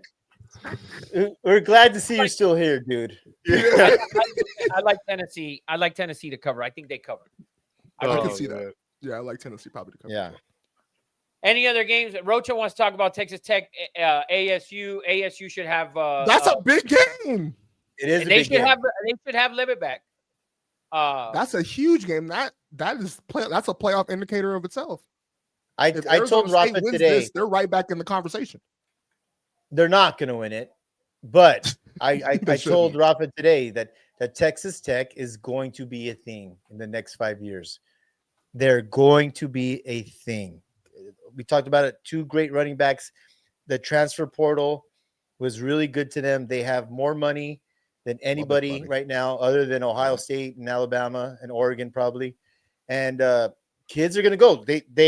They have verbal the number 1 defensive end in the country to go to Texas Tech. Texas Tech. Money talks, bullshit walks. In this new era. Yeah, no, for real. Texas, I can see that. Texas Tech It's, with the money is just going to turn into the Oregon of Texas. It's Texas Tech Oregon minus South. 10.5 Yeah. over under 49.5. Oh, 10.5. Wow. I think that line will adjust once Arizona State's quarterback's going to play. Yeah, that's why I didn't have it on the list. On my what I used to look for the games, it wasn't there. It wasn't up yet. Nice. What other game you guys want to talk about? I think that's pretty much it. No. I feel like I think I knocked them off. I think- Nebraska, Minnesota could be a good game. I mean, Nebraska's still in the thick of it. Minnesota And- basically is not. Let's be No, real. Minnesota. If you see them play, it's like fucking watching paint dry. TCU, Baylor. I think TCU's out of the conversation after the loss last week to Kansas State. Boise State and UNLV. I believe UNLV is still undefeated, right? I believe so. They had an ugly outing last week. We got to talk Washington- about the boys from Navy. What if Navy cracks off another undefeated type of season? I would love to see them get a crack at the college football playoff. That would be nice for them to. We go all in would there love that. and We lose by all 30. would love that. It'd be great. It'd just be great for the game. It'd be great for the game and the country to watch the Navy men, the midshipmen lose by 30 to Yes. fucking. Thanks, I guys. was waiting. Thanks, I was guys. waiting for the jab to come eventually, but Like, it just just the fact that you said that dumbass shit and Rocha at You- fucking pushing for UNLV over here and these South Floridas and these and that and shut the fuck up, man. We know damn well. so they shouldn't if not Navy, Memphis, another team that's gonna get their ass whooped by 30. Like I don't right? wanna- So it might as well be the troops and not fucking Memphis. Oh no, Yes. no. I'm with you. I hope it's the troops. I just don't hope it's the troops while they're getting their ass whooped. That's not But gonna they be a don't good get their ass whooped. It's just They're if gonna they lose by were- 30, man. These SEC Big Ten teams, they ain't never seen a triple option, man. right. It's Come Yeah, on yeah, now. no. very hard. Okay, yeah, that's what they're scared of. Got it.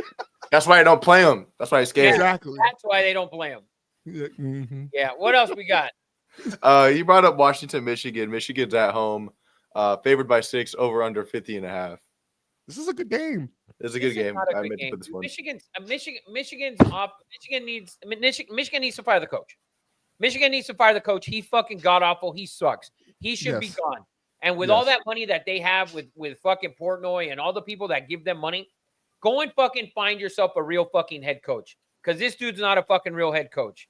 Okay, let his ass cry on the sideline. Get the fuck out of there. You have a real quarterback. And who, by the way, they struggled to run the ball, pass the ball. They struggle at everything on that side of the ball. So, yeah. Let's not say. And Washington sucks, dude. Washington sucks. I'm tired. I agree. That is, for me, too big. Michigan is it's too But big. suck. Like they don't suck. Bro, they suck. They're too big of a program. They're too fucking good. They were too. You can't be at the top of the fucking mountain for the last 3 or 4 years, and then just fall off the mountain completely. Like you literally just fall and you fucking have completely. You lost Lose Harbaugh. Michael Penix Jr. and then you lose DeBoer. Kind of see that happening. Now I'm talking about Michigan. Oh, Fuck you're talking about Washington. Michigan. Washington's not even a thing, bro. That was a one-hit wonder. Bro, That was a one-hit wonder, Poppy. Come on. Get the fuck out of here with that. I'm talking about a real program. I'm talking about a real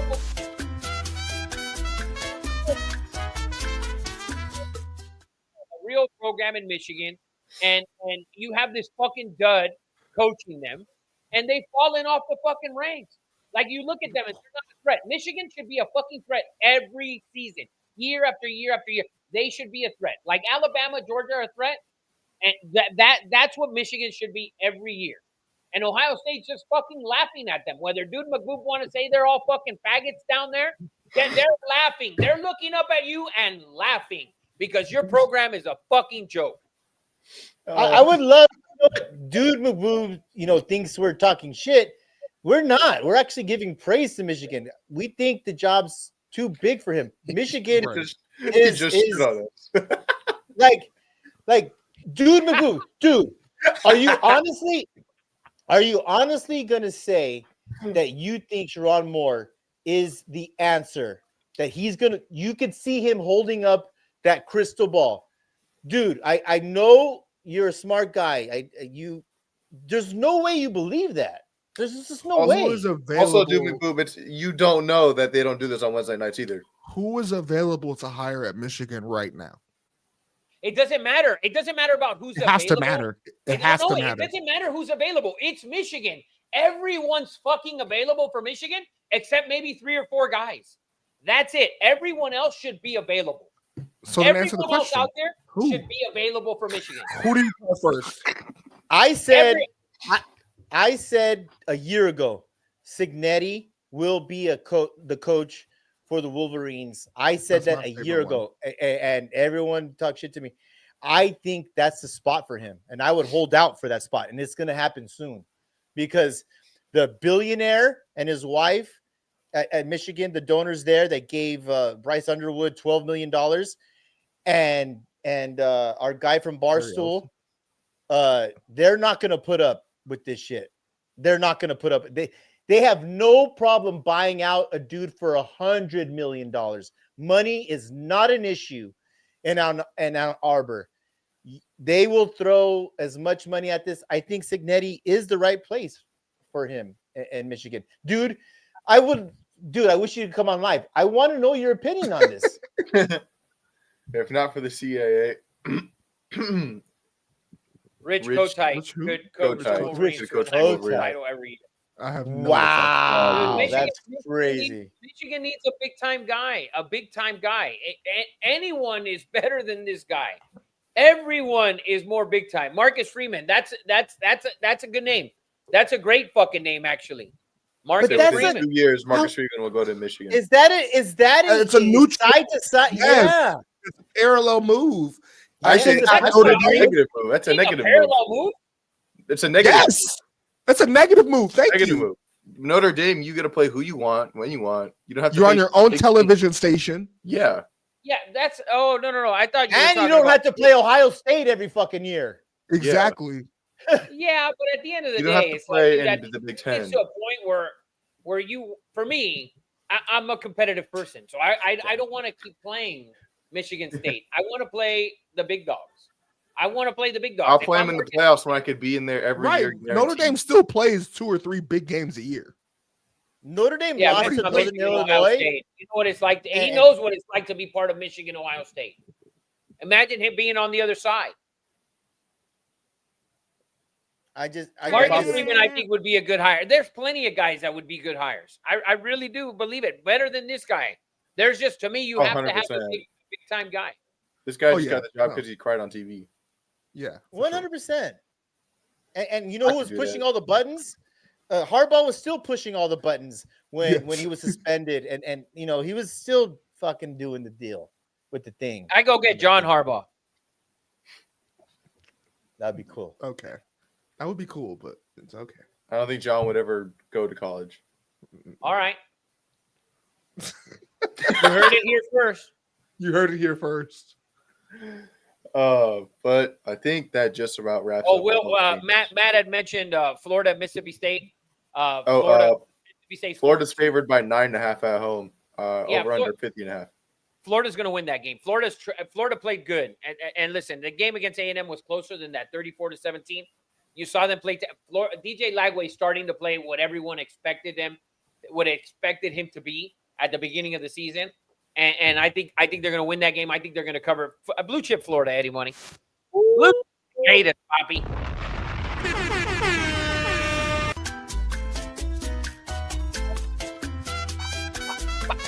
Oh yeah, I'm going to be like Dion. Play my theme music. Let me tell you, Yeah, baby. A&M went down the field like it was the 8th graders against the 4th graders on fucking defense. They fucking scored at will. It was like Eddie, that game in the first quarter was happening. That was back and forth. It was a 14-14 game. oh yeah, but the difference was Florida had to drive the ball, and A&M scored in 2-3 plays every time they touched the ball. Listen, I'm not saying Florida's defense is any good. I'm talking about DJ Lagway. He's been playing the way we thought, at least what a lot of people thought that he was going to play like. I think Florida wins this game by double digits. Matthew Rocha says, I'm not throwing away a 5-1 Nebraska team. That 5-1 Nebraska team played a not great game against Maryland on the road. They beat them. They got Minnesota this week. I'm not talking about Minnesota. I'm just not. It's a 4-2 Minnesota team. I'm sorry. They're just not a very good football team. They're a 4-2 Big Ten team. That's like Kentucky, bro. We're not talking about Kentucky either. And Kentucky's playing Texas, and Texas is a 12.5-point favorite. Texas is making the fucking playoffs. I hate to hate say that you shit. might be right. I but really hate. you I might be right really about hate this. Dude, They would go to Texas, the playoffs and they Right. get the doors beat off of them. listen, CJ. I know that you want to believe that in your little heart. It's I true. know you do. I know you do. And the thing is that Texas has the talent. We know that the players are there. They have 100%. They have to put it together. If they start putting it together, and to me, Oh, it's yes. it's going to be that Georgia game because Georgia beat them twice last year, and this game's going to be in Athens, and so. But If Arch Manning turns into what he was supposed to be by week 10, then yeah. But if he continues to play kind of average the way he's been playing, I'm like, no, I don't see it. dude, listen, you're probably right and probably wrong. So Hey, it's 50-50, right, Rafa? It's 50-50, baby. Rocha, you meant Washington. Don't do that. We're not doing that ever here. That's not even. Oh my gosh. We're not even doing Washington. We're not even doing Washington, boys. I hear you, Rocha. Texas going into Kentucky minus 12.5. Texas is going to start putting the fuck to some teams. We're going to start seeing it rolling. All of a sudden, they're going to get in the playoff, smack a motherfucker in the mouth, and boom. And Ralph is gonna be just stroking on it. Oh, are you The kidding? whole fucking way. Or And then talk shit about Sark. Yes. Or I demote Stark from the Aztastic Mount Rushmore because he might not even be that deserving to even stay up there. Wow. Because you have to be good and bad at the same time to be on the Rushmore. Yeah, if you're just bad, you can't be on Yeah, there. if you're just bad, you don't get there. You have to be good and bad. Yep. And Yeah. he's good and bad, as Dan Lanning is, and James Franklin was. Boom, not anymore. No. And Lane Kiffin has never been. Exactly. So he can't make it there. You can't make it. Can't make it, man. But I think that just about wraps it up for today. Went through, I feel like, every notable game. For sure. Yeah, For sure. Matthew was just talking shit. Jim McGoofy's Hyping great. away over here.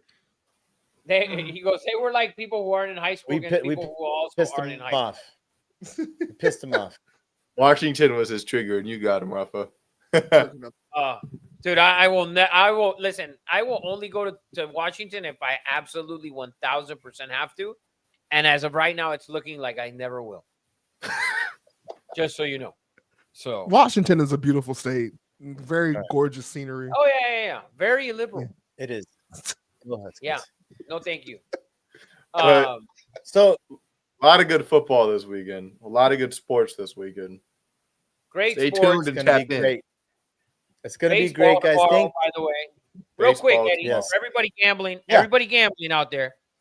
The road teams in the championship series are now 5-0. The Blue Jays won today on the road. Can the Brewers win tomorrow on the road? Keep the trend going. We will see. I don't think so. Yeah, this is. I feel like this is Glasnow's swan song. Like Glasnow got a ring last year, but wasn't on the roster. Glasnow from Heart High. He's Dodger fan for life. This is the biggest start that Glasnow has ever had in his career, and I think he's going to pitch well. Whether he wins or not, we don't know. But you know, this is huge for him and his legacy. He wants to win a ring and be relevant and help the team. So it's a big deal tomorrow for Yeah, I Glasnow. hope he does it because Otani doesn't. Milwaukee's still yet to announce their pitcher, so they'll probably announce it like hours before. Doesn't matter. but fun fact: Glasnow's warm-up song is "Dazed and Confused" by Led Zeppelin. Very nice. Gotta love that. Gotta love that. Guys, Matt Rocha, Dude McBoob, I know we pissed you off. We hope to see you next Wednesday. I need a report. You can't tell me Sharon Moore is your guy. I don't care.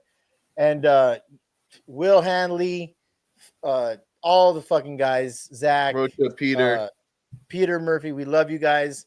We'll see you next week. Thanks, CJ, for joining us. Eddie Money, Rafa, love you guys. See you next Wednesday, man.